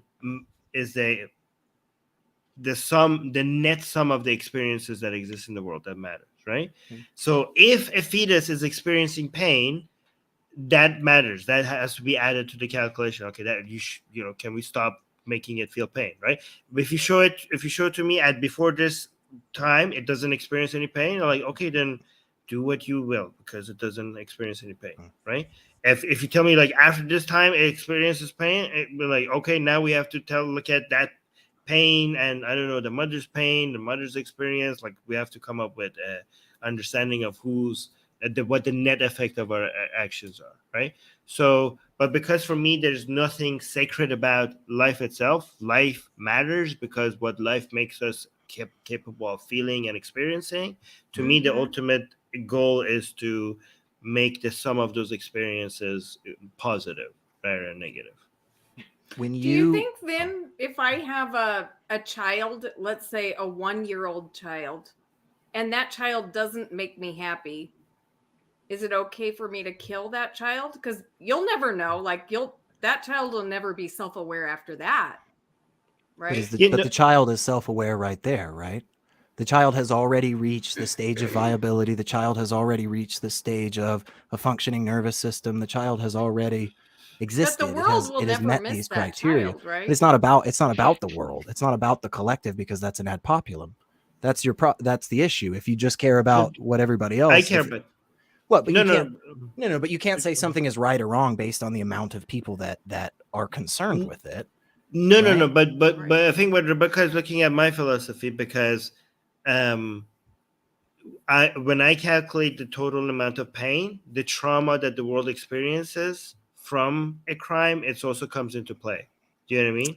So for example, let's say a 1-year-old is not self-aware because I heard they become self-aware around age 2 or 3. I don't know if that's wrong, right? Okay. I think that's closer to being correct, but okay. But but the thing is that we don't kill 1-year-olds because it's a shock and a trauma to the mom and to the world. So Rebecca is saying like, what if I don't care about the 1-year-old, and what if the world doesn't find out?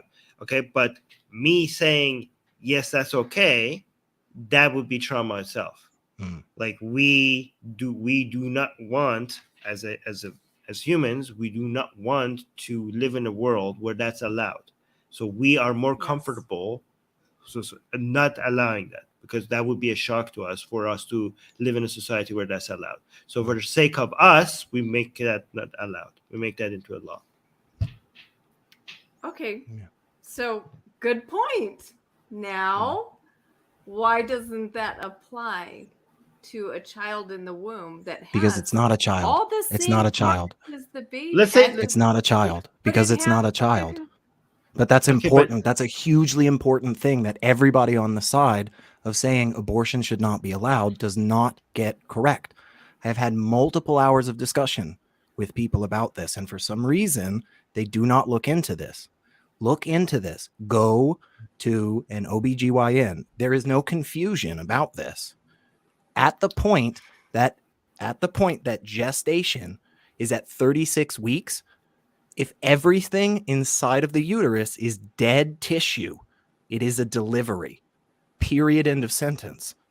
And so the way that we as laymen understand these medical procedures is just wrong. And that's the problem. Because most people will argue about where the line should be, and then we'll come to the compromise that was Roe v. Wade. That was the compromise. But so so whatever we call that thing in there, Rebecca, like to your point, Rebecca, I see what you're trying to get at. Okay, I would change if the world was as shocked and as disgusted by killing a fetus in the same way that they are by killing a 1-year-old, then I would change my mind. right? If this was a shock to society, like, oh my God, a fetus was killed, okay? In the same way that it's a shock to society that a 1-year-old was killed, then I would be like, well, this is something that the world doesn't like. So I would put that cost into calculation. I don't know if I would still be anti-abortion because the mother, you have to compare that cost to society compared to the cost of the mom that who wouldn't want to be pregnant. But it will be part of my calculation. I say the same thing to vegans. I like, listen, cows don't have there's another cow society where we will have a traumatic experience knowing that their friend was just eaten. I've seen pigs witness another pig being killed right in front of them, and they're just like don't seem to be fazed at all. They're just eating as if there's nothing happening, right? And so they asked me, what if the human society was shocked enough by killing a pig? And I'm like, okay, yes. Then in that case, it would be for the sake of humans who are shocked by seeing a pig kill, knowing pig. Then I would take that into calculation as part of a traumatic experience that is a cost to society. But you know that I know you are hurt by knowing fetuses are being killed, but you know that the world is not as emotionally attached to fetuses as they are to born babies. Do you know that, right? Well, that's because the fetuses don't have a chance to talk, right? Like they don't have a voice. Babies. Neither do babies. Neither do born babies. Yeah. Well, I would disagree with Armin a little bit on that too. I don't know that I would exactly change if the shock was equal. I don't know that I would, because one of the biggest arguments is autonomy. We don't accept that a full-grown adult gets to use another full-grown adult's body without that adult's consent. We don't accept that. And so I didn't say I would change my mind. I said that pain would be part of the calculation. No, okay. That's fair. That's fair. But if we are allowing this, which is, let's grant that from the moment of conception, that it is we just consider it the same as a human being. Where else in practice, in culture, in history, in law, where else do we allow that? We don't. We just flat out don't. No matter what. Even if you walked into my house and stabbed me in the spleen, there is absolutely no requirement for you to do jack for me, medically speaking. Definitely not give up your body parts for 9 months. So that's a huge issue that often is overlooked. And unless you're willing to just completely shift that needle for autonomy like that, which I do not think is in any way, shape, or form conducive to society, that's not exactly the reason I accept that. I just think, that's an attack on thing that it's like, well, yeah, also, if we didn't give a shit about autonomy, we wouldn't have all the cool stuff we do, But yeah, we don't allow this. This is a totally separate, special right that we're granting for this category of existence that we outright refuse for everything else. So we would have to come to terms with that in some way, shape, or form, right?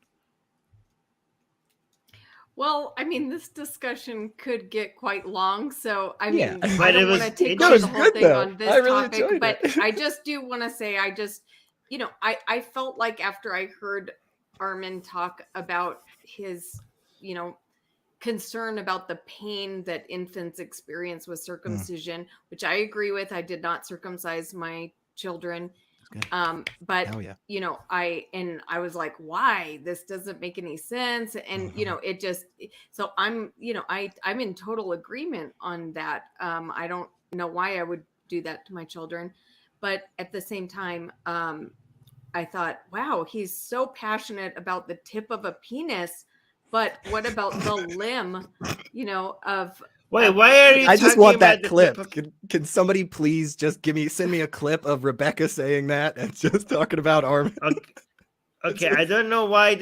Are you dismissing that? Like you're saying the tip of the penis as if it's not important. It's a body part that is being cut. Important. She's saying the fetus is more important. But I know, but let's not dismiss. Do you know what they do? The because secularity might want to argue with me, but I've heard the testimony of. You don't need to hear testimony. You can go to the AMA. You don't need to hear testimony. You can go to the medical professionals who have literally spent decades doing this. And they crush the skull. They pull it out. They pull out limb by limb. Yes, You're they do. incorrect. You are incorrect. I know. Okay, I know why for a don't you fact. tell me about the procedure? We would Yeah. we would absolutely have a much better discussion on this with the doctors that I've already talked to, because most of the problem regarding this discussion is the fact that neither you nor myself are medically trained. And so when we use these words, we use them almost always incorrectly. And then when it comes to the actual explanation, there's a lot more to it, and it's actually been figured out for a while for a lot of different things, you know? So again, at 36 weeks, if that thing is dead in the uterus, it's a delivery. It's a delivery is what it's medically termed as. Do you consider that a delivery from pregnancy? I don't. But it is. Well, Rebecca, do you see my the way I look at these things? Like, do you understand? Like, I know we disagree, but does it make sense why I come to the conclusions that I come to? Well, based on your worldview, yes. Okay, that's good. Like, because I think like I understand based on my Christian worldview, I would be like anti-abortion. I would be if the Christian worldview was correct, right? So it's good that we have that understanding that, okay, if that worldview was correct, I would be anti-abortion. And I think like you understand that if my worldview was correct, why you would be for abortion, right? Oh yeah, I'd be for so much. I'd be for all kinds of things if I was, an like atheist. What? And I don't think like so. what? Yeah. I doubt it. You seem like Wait a too minute. good of a person to start doing heinous things just because. I don't know. I don't know if she's talking no. about heinous things. I think Rebecca Yes, might be I am talking about. talking about heinous things Yeah. because What? I wouldn't see a reason not to. There would You Like wouldn't what? kill your you would kill your No. kids? Sure. Why Why? not?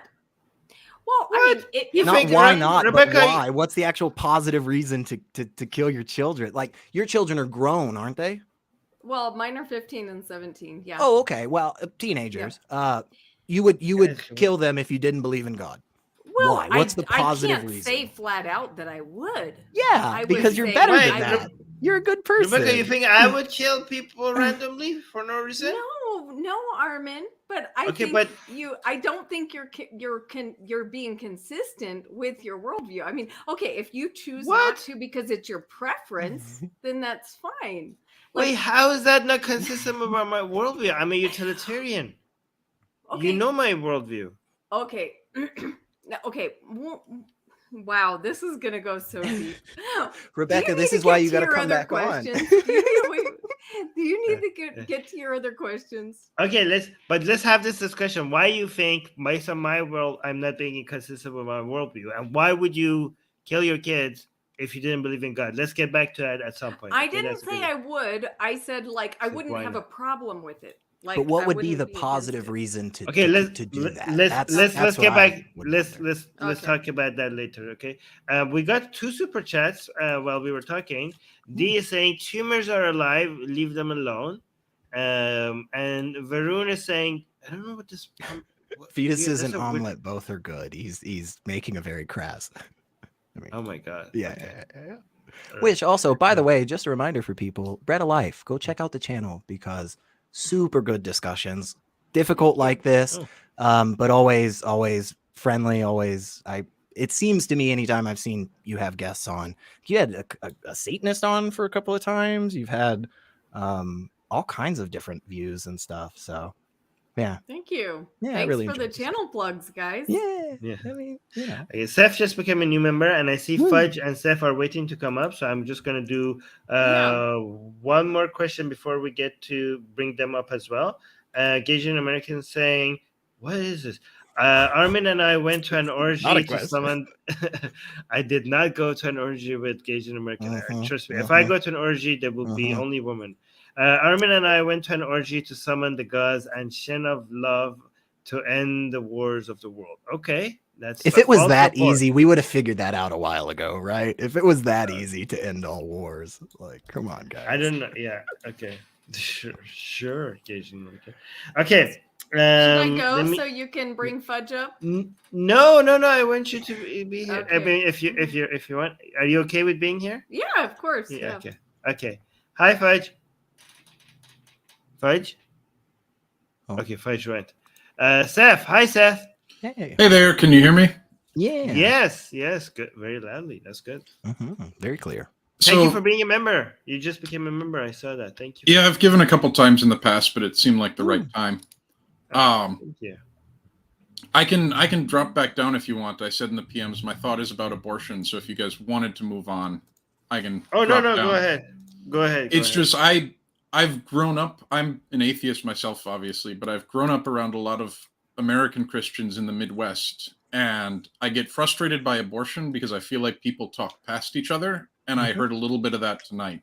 What I can say about the Christians I knew growing up, and this is not directed at you guys in particular, just generally a lot of people on the American left talk about Christians want to control women's bodies. And, you know, when I'm at dinners growing up alone with Christians in my own family or at friends' houses, I don't hear that. I hear they believe it's murder, genuinely. And that's where I think people who are against, or people who are pro-choice, I should say, talk past the Christians who genuinely believe this is murder and talk about, oh, you want to control women's bodies. And one of the things I point out is I don't hear anybody in my community talking about establishing something like the guardianship system in Saudi Arabia or like the laws that exist in Iran.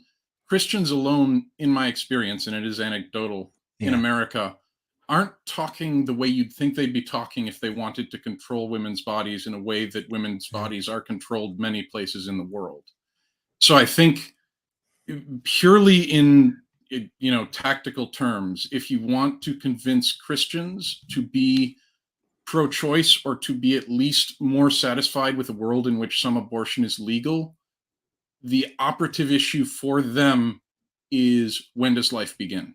Sure. And so if you want to persuade, you have to, and I get so frustrated with so many people on the left, and I'm a crank libertarian myself, so I get frustrated with them for other reasons, but is this talking past and saying things like Christians want to control women's bodies? Because in my experience, maybe there are some. Seth, are you familiar with the NIFB? The NIFB. Maybe if you say what the acronym is, New Independent Fundamental Baptist, I believe is what it stands for. If not, you can just go look it up and you can just listen to their sermons where they're outright talking about wanting not only to control women's bodies, but to murder LGBT people in the streets. So I understand that in your experience, you haven't come across a lot of those people that are expressly saying that, but also it is worth noting that there is that group, and they are very loud and they are very active in local politics.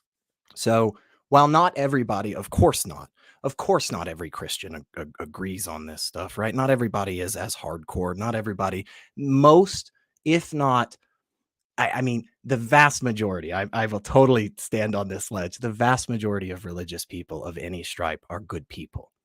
And I know Armin has said this time and time again, they are better than their beliefs. They are better than their religion, and good on them for that. But there is definitively a group of people that are very loud, and they have grown over the years, and their goal is outright to control women's bodies. And they say that very openly. I would agree, though, with you when you say that, a lot of times in this discussion, it's us talking past each other and we're not really getting to the crux of the issue. And we should make sure we're doing a better job if we're yelling at somebody saying, you just want to make all women second-class citizens, and they're like, no, I just think we're murdering babies and that's bad. We should adjust and we should listen. But I would temper the optimism a little bit. An interesting thing historically with abortion is, historically in America, it was a Catholic issue, right? Historically, I'm very familiar with Baptists in the Midwest, the Missouri Synod and the whole Concordia system. I've met them. But historically, and how this looks for Lutherans, but historically Lutherans and kind of waspy people in America were happy to do with abortion what they did with everything else uncomfortable, which is shove it under the rug. Sure. And it was only really in the 70s and 80s that it became a more broadly Christian issue. And I think a part of that is that it was, and I said this in the chat, it was decided by the Supreme Court rather than by a legislature. Because if you look at Canada and European countries, it's not really a controversial issue there. There are Christians in Europe who are pro-life and they don't like it, but they understand this was decided by a vote and we don't have the political power to change it. So it's less of a third rail the way it is here. And I say this having lived in Germany and lived in a guest family who were Christian and pro-life. I think it was just a very different attitude. I think a lot of it, while that narrative about the Supreme Court making the decision, I think that narrative is used a lot. I think that is often used to hide the actual narratives that actually occurred, because again, we just literally have it on video. But also the history of the United States in terms of what we did with religion and the way other countries dealt with it, formally or informally, really mattered a lot. I've heard people talk about whether or not it would have actually been beneficial. Like maybe if at the beginning we didn't have this whole separation of church and state thing as established as much, maybe we wouldn't have a growing wave of Christian nationalism right now who literally say they would violate the Constitution as long as that the laws adhered with their God. So I've heard people say it the other way.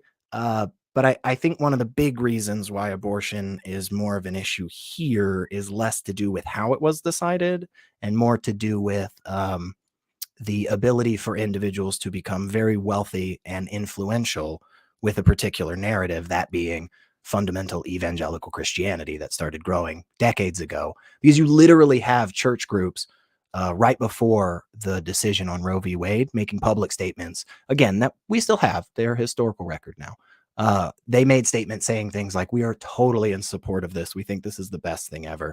And then literally 3 years later, they come back and reverse that decision publicly. So, yeah, I don't think it's as much about the Supreme Court, but when we frame it that way, it's a little bit easier for us to try and dismantle those rights. So, because you wouldn't say the same thing about interracial marriage, right? The reason people in some parts of the country are upset about interracial marriage being okay is because the Supreme Court decided it.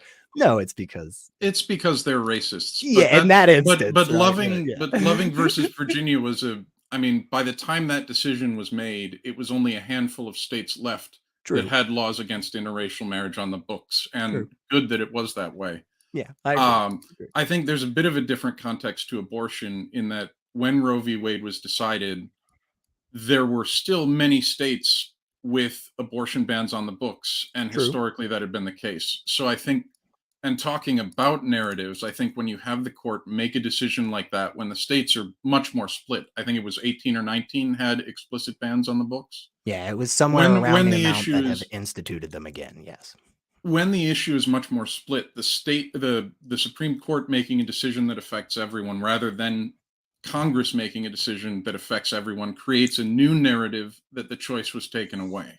If I were to show you polls at the time, and I know they're not perfect, but I'm just wondering if this would change your thoughts on this, Seth. If I were to show you polls of people, the average American at that time, as to how they viewed the Supreme Court in terms of its legitimacy. If I were able to show you that like 85% of the people agreed that when the Supreme Court makes a decision that it actually is law and correct, would that change the way that you feel about that narrative?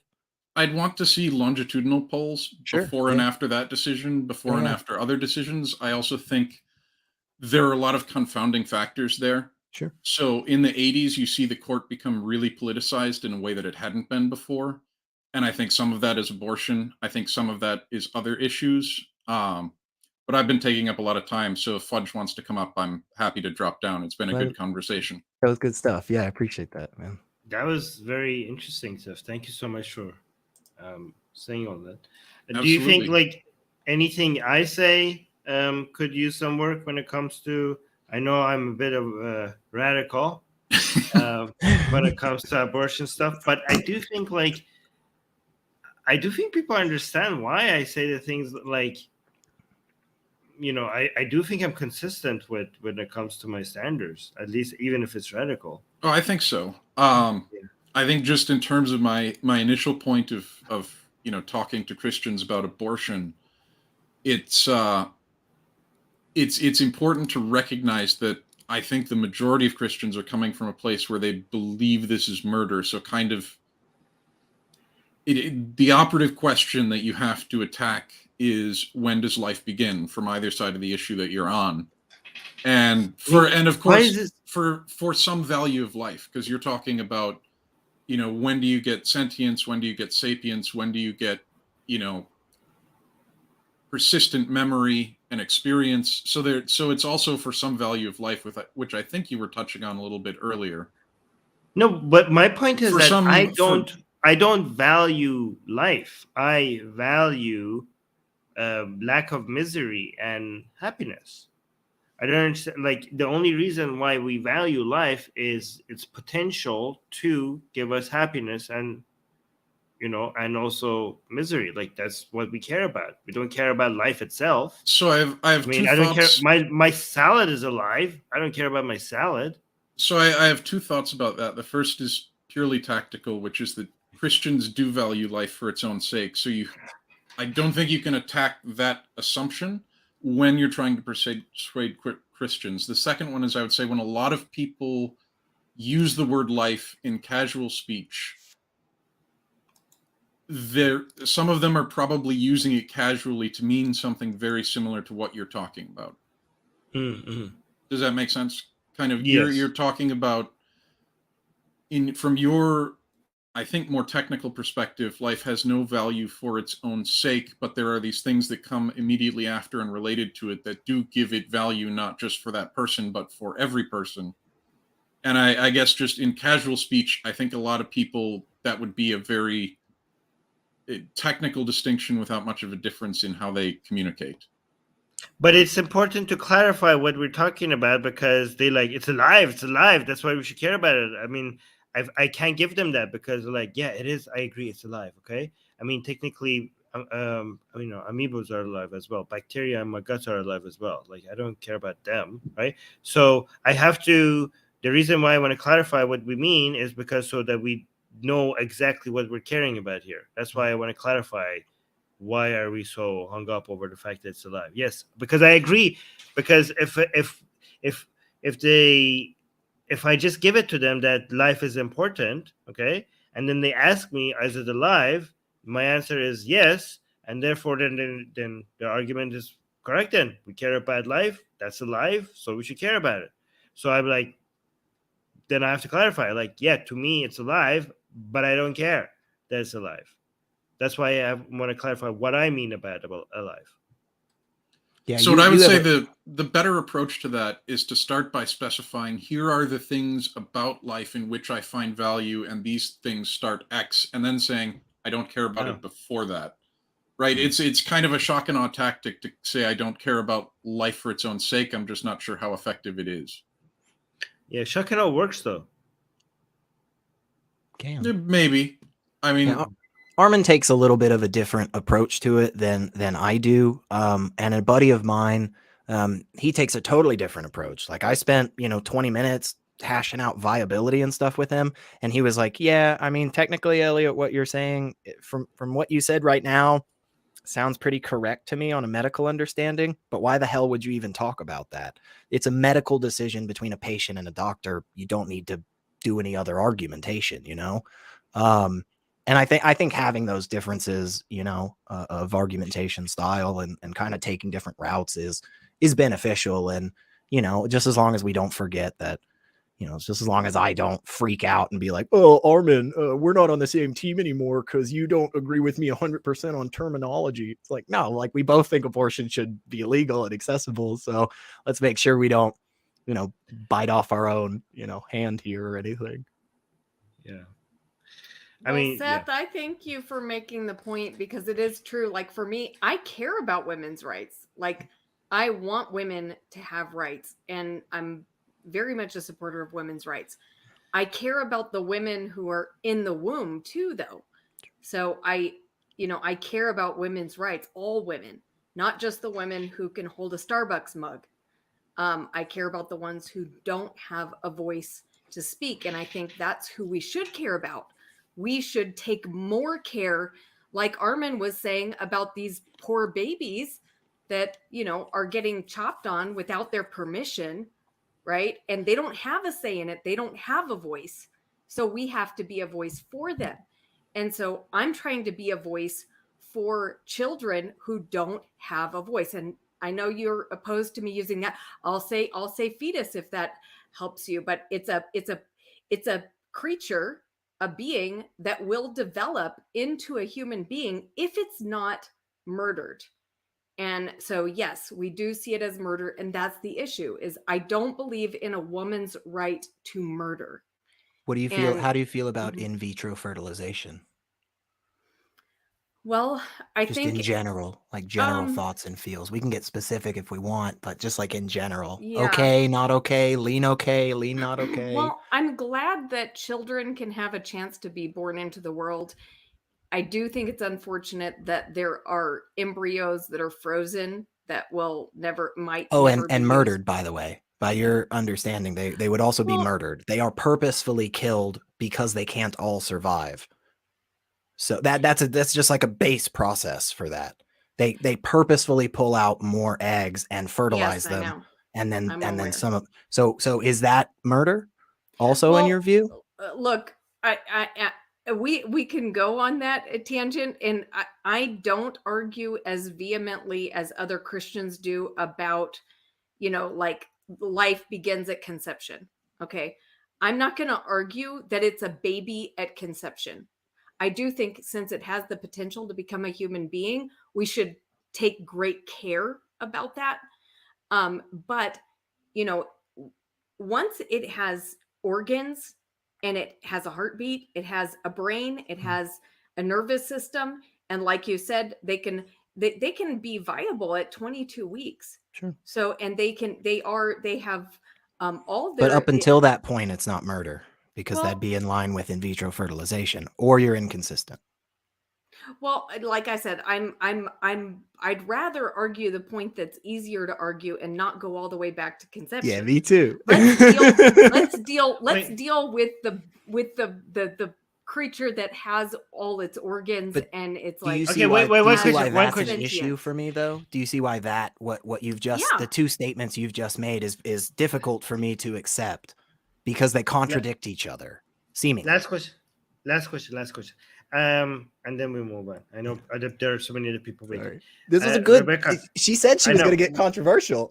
I know that. Thank you, Rebecca. I'm enjoying this. One last question. A fetus that has all these organs, okay, compared to an adult that is born and everything. All adults are born. An adult human being. Do they matter the same to you, Rebecca? Yes. Equally?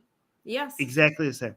So you think the punishment for aborting a fetus with all its organs should be the same as killing an adult legally? Well, at the present time, no, I don't, because of the way people have been trained by society to not think of it as murder. Ideally, yes, it's murder. It's the same. So you're saying that most people don't have the capacity to have the mens rea where it would be a crime because of how they've been conditioned by society. Right. That was a good term, by the way, Seth. That was a really good word you just threw out there, man. I'm sorry. I just always have to. I'm not a lawyer, but can you tell from my commentary that there are a lot of them in my family? Yeah, you've been around it for sure. Okay, I thought I was being radical, Rebecca. Look, we sprinkled a whole bunch of spice all over this video tonight. I know, and you know what? I'll go off so that you guys can move on and let the other people come on. Thanks for having me on. Yes, please. Yeah, I'll say the same. Thanks for having me. I'm happy to drop down as well. That was very. Thank you, Seth. That was very interesting. Thank you, guys. Right. That was bye. Cool. Bye. That was fun. Okay, that was great, man. We had some good some good stuff there for sure. Man, you're so passionate about this. I've never seen you work up. It's one of the things for sure that I mean, so I'm in Tennessee, so I'm in the South in the United States. So, you know, being somebody that has any kind of connection to liberal values, being somebody that's not hyper religious and so forth, like a lot of this has caused me to have these types of discussions on a regular daily basis. So okay. Yeah. Get me talking about gerrymandering and I'll never shut up. But really? Okay. Yeah, I mean, I'll go to that. I'll go to you for that. yeah. Okay. All right, let's bring Fudge on. Hi, Fudge. Hey, Fudge. Hello. I dropped the link to the trailer in the private chat. 3 minutes and 40 seconds of entertainment, excitement, and passion. It's Fudge. entirely YouTube. Fudge, can you hear me? He's typing. It's using a voice thing. Okay. It's okay. text to speech. Okay, yeah. Never I have mind. that. No Hold worries. on. You're good. You're good. I was just making sure that you were actually like a person for a second. No, he is a person. I It think he's sounded using wrong. text to speech. So here's a video that he made. I think there is music in here. Is I it don't know if bad? Is it bad, Fudge? Is it gonna get a strike for Armin on the channel? Like, be honest, you know.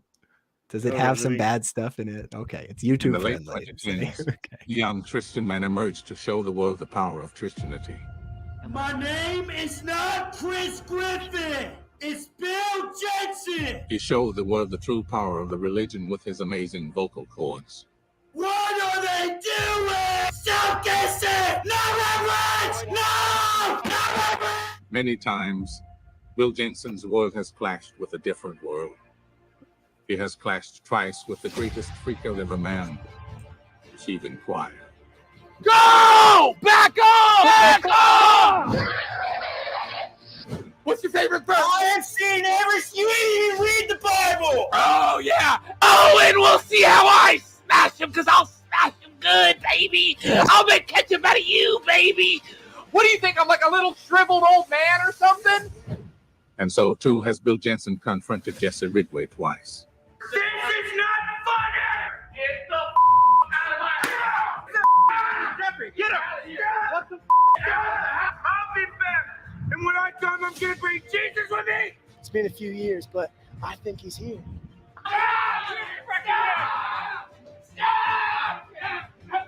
But little did Bill know that once again, the hand of fate was guiding two worlds towards each other. And the world Bill stood in front of presented him with his greatest challenger so far.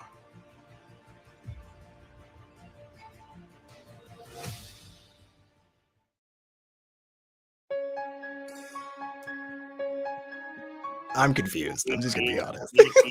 Around the world, or what is this? They also fight back against religion. Armin has a book called Why There Is No That's God. Rebecca. It's easy to believe that beliefs that are so widespread must have at least some kernel. It's a best-selling book about God and atheism on Amazon. So thousands of people have left their religion because of it. So he should be angry. Oh, I will confront the Atheist Republic. You can tell him that I'm on his way.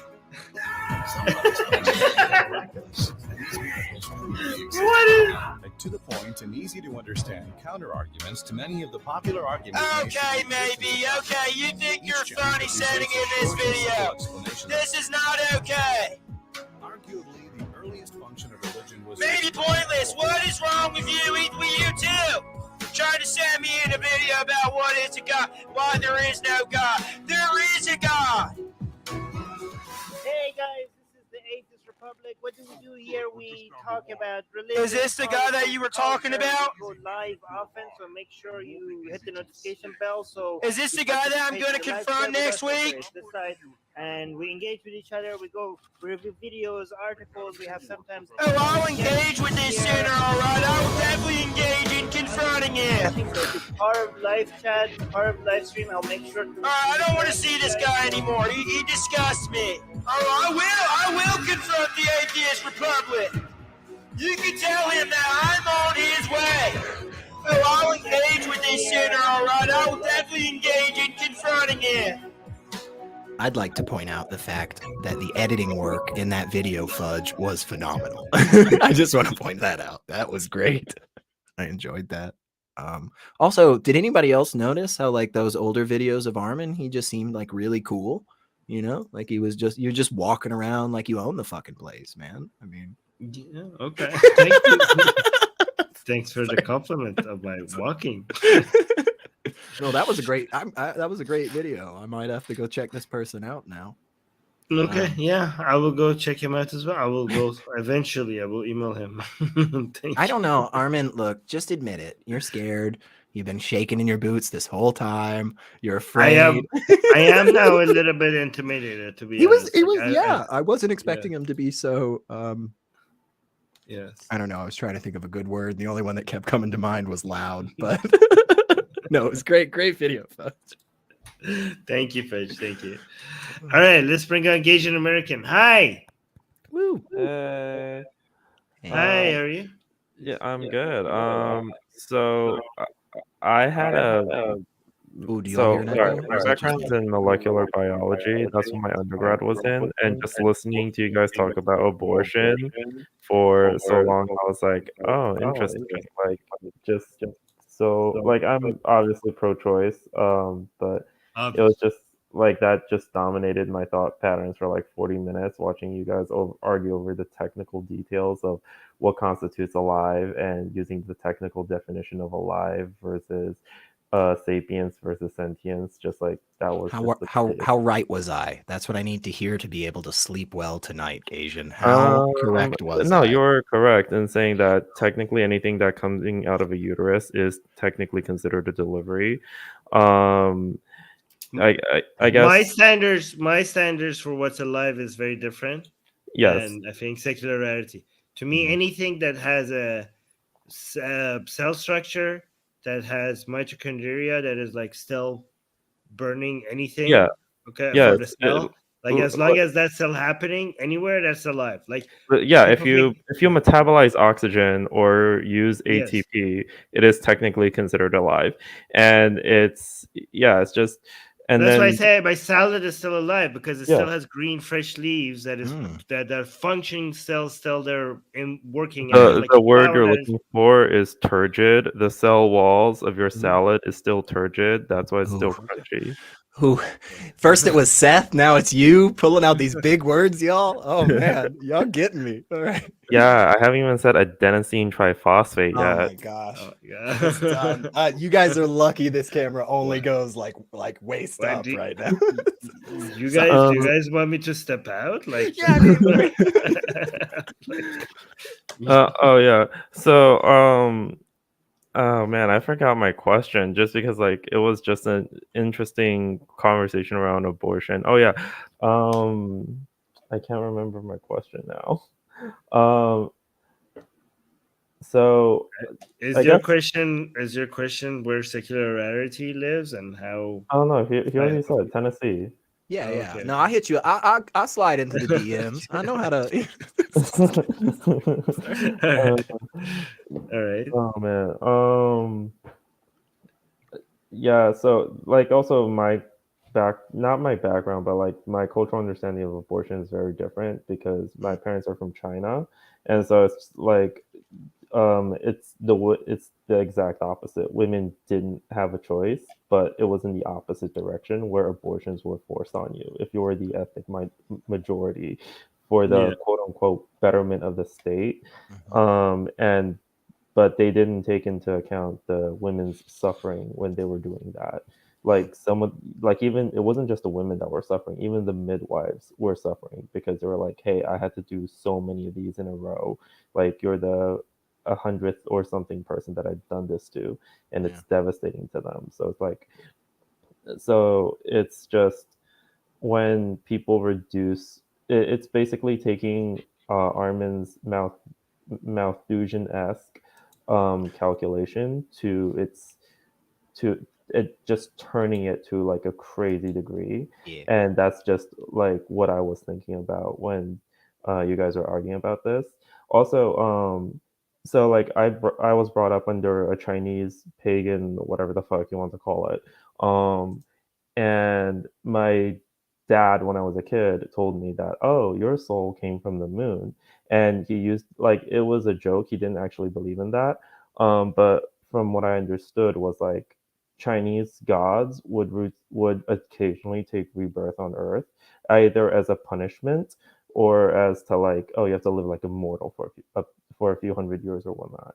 And so like from my perspective of like that just growing up, it's like, oh, you're not technically aborting a fetus, you're just returning it to sender, like until we're ready for your delivery.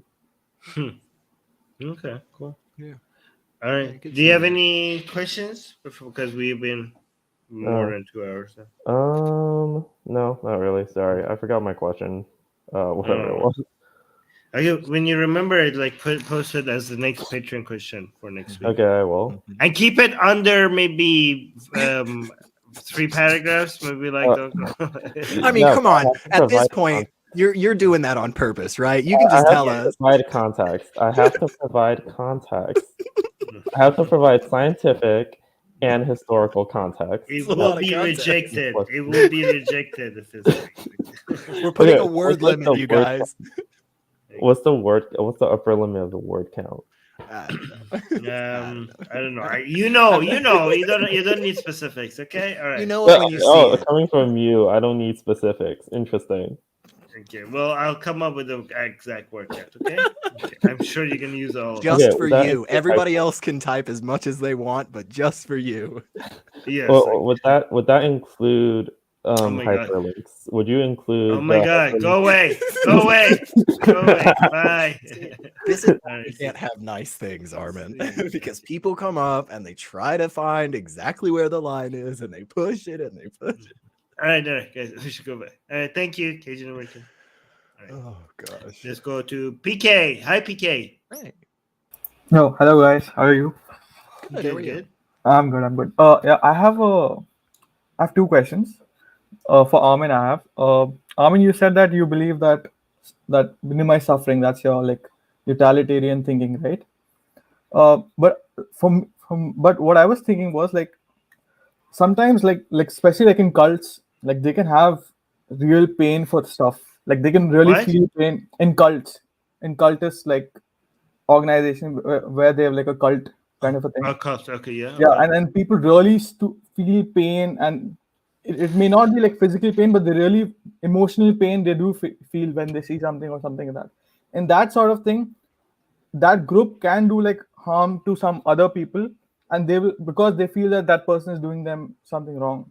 So in that situation, this utilitarian thinking can have its like issues. Like what I'm trying to say is that in cults, people will actually feel pain for something, and then they can do bad things because of that. Okay, and how's that? So cults. So if I take your logical thinking that everything has to be to minimize pain, then for that group, they might be, let's say, I don't know, they might feel that LGBT is bad, and they might actually feel that very strongly, and then because they're actually feeling pain because of that, they might, in your way of thinking, them attacking LGBT or someone like that could be justified. Okay. Yeah, I don't that okay, but I care about the LGBT people as well. But then in your utilitarian thinking that to minimize pain, because this is a much bigger group, so even if that one person is feeling pain, but it's reducing pain on the whole, then in your thinking that would make sense. No, I care about the net amount of happiness and pain in the whole world as a whole. Not like you can't isolate it to a cult and be like, okay, what if we zoom in at these people? I care about the net effect to the whole world, and not just humans. Like anything that could experience pain or happiness. But then you have to you have to look at the total net effect, not just isolated to this cult that you're talking about. Even if you don't, I'm just saying that it can lead to like majoritarian way of like, if you just look at 70% think this way, 30% think this way. No. Just sacrifice 30% for that. No. We know that giving majority rule for everything sacrifices happiness in the long run, right? Even if like 90% of the society think like, okay, screw this 10%, and we just because they're 90% majority, we just let them have the dictatorship of a majority. That's what it's called. Okay. That is an inefficient way of running a society. So it's not like when it comes to maximizing happiness, we don't just ask people. It's not about what people say they want. It's about also analyzing what a healthy society looks like. This is why we don't agree with pure democracies, right? We have liberal democracies where certain people are protected. And that, in effect, liberal democracies work better for the majority as well. There are certain things that the majority think that they want, but actually is bad for society and therefore the majority as well in the long run. We have shown that liberal democracies are the way to go that maximizes happiness for, makes societies progress faster, and societies that progress faster make everybody, including the majority, happier, right? And liberal democracies, unlike absolute democracies or pure democracies, are democracies where certain things are not up for voting. It's not just a simple this is 1 point good, this is 1 point bad, they cancel each other out, because that's a simple utilitarian calculus, right? Armin is trying to add in a couple of other aspects of it that make the system as a whole something that isn't incoherent, right? Because if what you were saying, right, if it was just a simple calculation where at the end of the day, it was just like, hey, we have 10 people in a room, these 9 people want this one person doesn't, fuck that guy. Yeah, that would lead to a lot of problems. But if you add these other kind of calculations involved with it as well, it gives a broader, fuller picture. So okay. Second question was kind of related. I was like in the same sphere of thinking in your utilitarian thing. I was just thinking of, let's say there's a person who's like really depressed and he's suffering. He's literally suffering. So in that utilitarian thinking, would allowing him to die, him or her or that person to die, would that be feasible? Would that be okay? You're talking about the right to die with dignity, like suicide? Yeah. I am for assisted suicide. Okay, so even for a person who's for like mental conditions, for anything. No, I was talking about people. Again, so this I don't know. This I have to appeal to experts. What would be the best thing for those individuals? I think this is like requires expertise, opinion, like mental health experts to know what works best.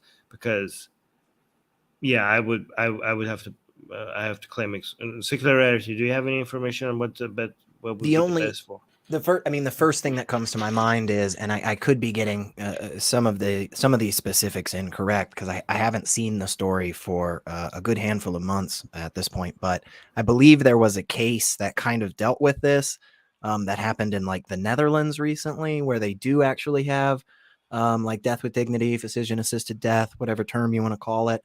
But it was a like 14-year-old, I believe, who was having mental health problems. I do believe that she did ultimately end up taking her life, but not doing so through the actual medical channels and so forth. But yeah, I would go with Armin on that, because I think I have a gut reaction when I hear this initially. And then I have let me just stop and think about it for a second. And then I swing really hard to the other side. And I don't think that's, if that's how my thoughts are about something, then generally what I try to do in that situation is go, oh, okay, maybe I don't have as well of a grounding on this, and maybe I should go listen to other people. I don't know that the APA, for instance, the American Psychiatric Association, or like, anybody involved with like the DSM-5 or, the general diagnosis criteria and stuff for that stuff. I don't know if they would side on, hey, yes, you can go through this process, death with dignity, if you just have a mental illness. I don't know what the criteria would be for that. I am hugely in favor of death with dignity, though. I believe that if somebody genuinely wants to die, rather than experience the pain, whether it's physical pain and mental pain, they should be able to stop living, right? I agree. It's hard to disagree with that. Yeah. However, it's just hard for me to recognize if somebody with mental health expertise, mental health problems, how would you know that? How would you be able to communicate whether somebody is at that point or somebody with, like, do people with that mental health issue that they're having, is their communication what they're telling you different from what they actually would desire? Like, I don't know, how would you determine that? So that's something for mental health experts to and I would decide. say age as well definitely matters in that. I think it's a huge difference between a 93-year-old individual who is just starting to go through dementia or other things like that versus an 8-year-old who expresses similar desires. So it's tough for sure. Again, hugely in favor of mental health care, hugely in favor of things like the Secular Therapy Project. Absolutely incredible organization. And again, Death with Dignity as well. These sticking points are where I really think we do need to hash it out. And yeah, again, I wish I actually had the link for that thing. Because it was a very interesting case, and it was it was pretty upsetting because ultimately this child was in pain for a while, and was denied the one thing that would help her, but also she was a 14-year-old who ended up taking her life. So it's not a perfect situation for sure. So Seth is saying, I'm deeply skeptical of trusting institutions to make the call of when it's acceptable to enable someone's compassionate death. I mean, at the end of the day, the institutions are better than like average individuals, like whatever. I mean, they don't and again, like, I don't know what the way is. I just know that if ideally you could recognize whether somebody genuinely wants this or not, that option should be available. So I don't know in practice how that would look like, but I just know in principle there's no moral. If there are ideal ways to figure that out, I don't have any objection to it. No. So I don't know how that looks in practice. Yeah. Good question for sure, definitely. Seth is also saying ultimately, I think he means suicide isn't something you can take away from someone who wants to do, but having institutions that make it easier seems ripe for abuse. I mean, technically, institutions that make a lot of things possible that we want possible are ripe for abuse. You know what I mean? Like, the way the solution is not to figure out ways to reduce the abuse rather than to not have that as a service as a whole. Like, there are many things out there that institutions do for us that there are examples of them abusing that service, but we don't want that to disappear just because there are ripe for abuse. PK, you wanted to say something? No, that's it. Thanks for having me. Yeah, thank you. Good questions today. Thank you. Good night. Bye. All right, Noman041. Woo. How's it going? Hi, how are you? I just wanted to ask that, are you planning on having scientific arguments on this channel, or just political? Just having wanted what? to know. Scientific arguments. You're a little echoey right now, but just go through it again real quick. Go through the question again real quick for us. Give me a second. Yeah. So I felt like I heard like half of it, but Are you planning on having scientific arguments on this channel, or just political? Planning on having what type of arguments? Scientific arguments. Yeah, when it's scientific. Yeah. When it's relevant to the explaining. Well, yeah, it when it's properly. relevant to the question, maybe. Yeah. Hello. But yes, Can but you guys not hear when me? it's not relevant. Yes, we can hear you. Yes, we will when it's relevant to the question, but not when it's not relevant to the question, obviously. Like, if you ask me about what you think about what's happening in Iran, I don't know how I come up with a scientific question. Like, So we're actually on the verge of discovering potentially a fifth fundamental force of nature. So like we could add one to our understanding of physics. I think that's going to have a lot of importance when it comes to the protests in Tehran. Personally, I mean, I don't know about you. Oh, Armin. The Large Hadron Collider. I wasn't sure where you're going with that, but okay. The LHC is about to start up again, Armin. I mean, if you don't think the Ayatollah is just finger on the pulse. I mean, I don't. A lot of the questions that we ask, we get here in this channel doesn't require a scientific argument. It's a lot of geopolitics, a lot about religion. Sometimes it gets sciencey, like for example when Rebecca wants to come and talk about evolution. But a lot of it, like the vast majority, love to have a chat about evolution though. Oh yeah, I mean, I want Armin to do it in Persian and in English. So it's really interesting when you get deep. Rebecca did have a really good discussion with another wonderful YouTuber named Gutsick Gibbon a while ago. It's a really, really great video about evolution and like morphology and stuff. It's really, really interesting. So, but yeah, it's a good talk. I mean, I like science is it's okay. It's all right. It's helped us a little, I guess. Science, it's all right. Yeah, it's just that most of the questions that we get is not like it's not scientific questions most of the time. Yeah, it's religion or geopolitics related most of the time.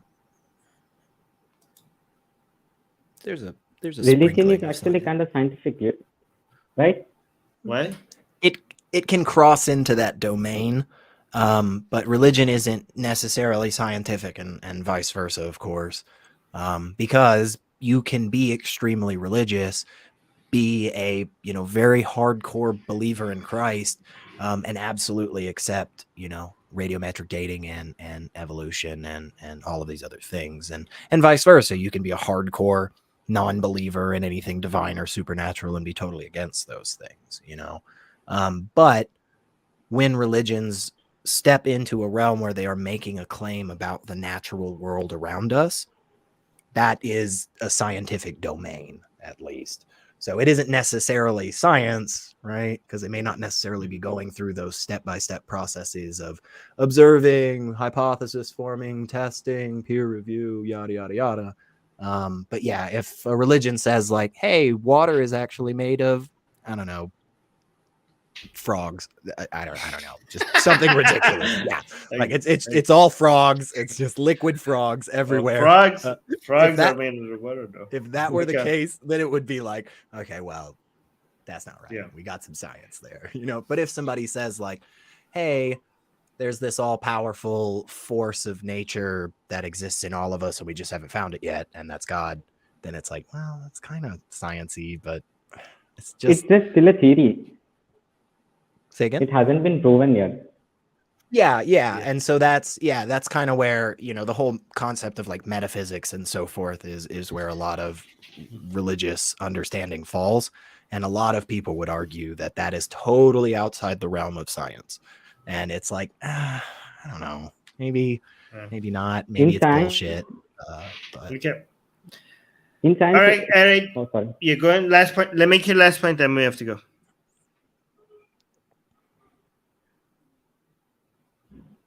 All right. I guess that was the last point. Okay, thank you, Newman. All right, guys, we have to go. Make sure you like the video. Make sure you leave a comment. Make sure you share the video. Make sure you hit the subscribe button and the bell notification. And make sure you tell your friends to come here and have fun with us on future streams and come and ask your questions. All right, this was fun. All right. Yeah, bye.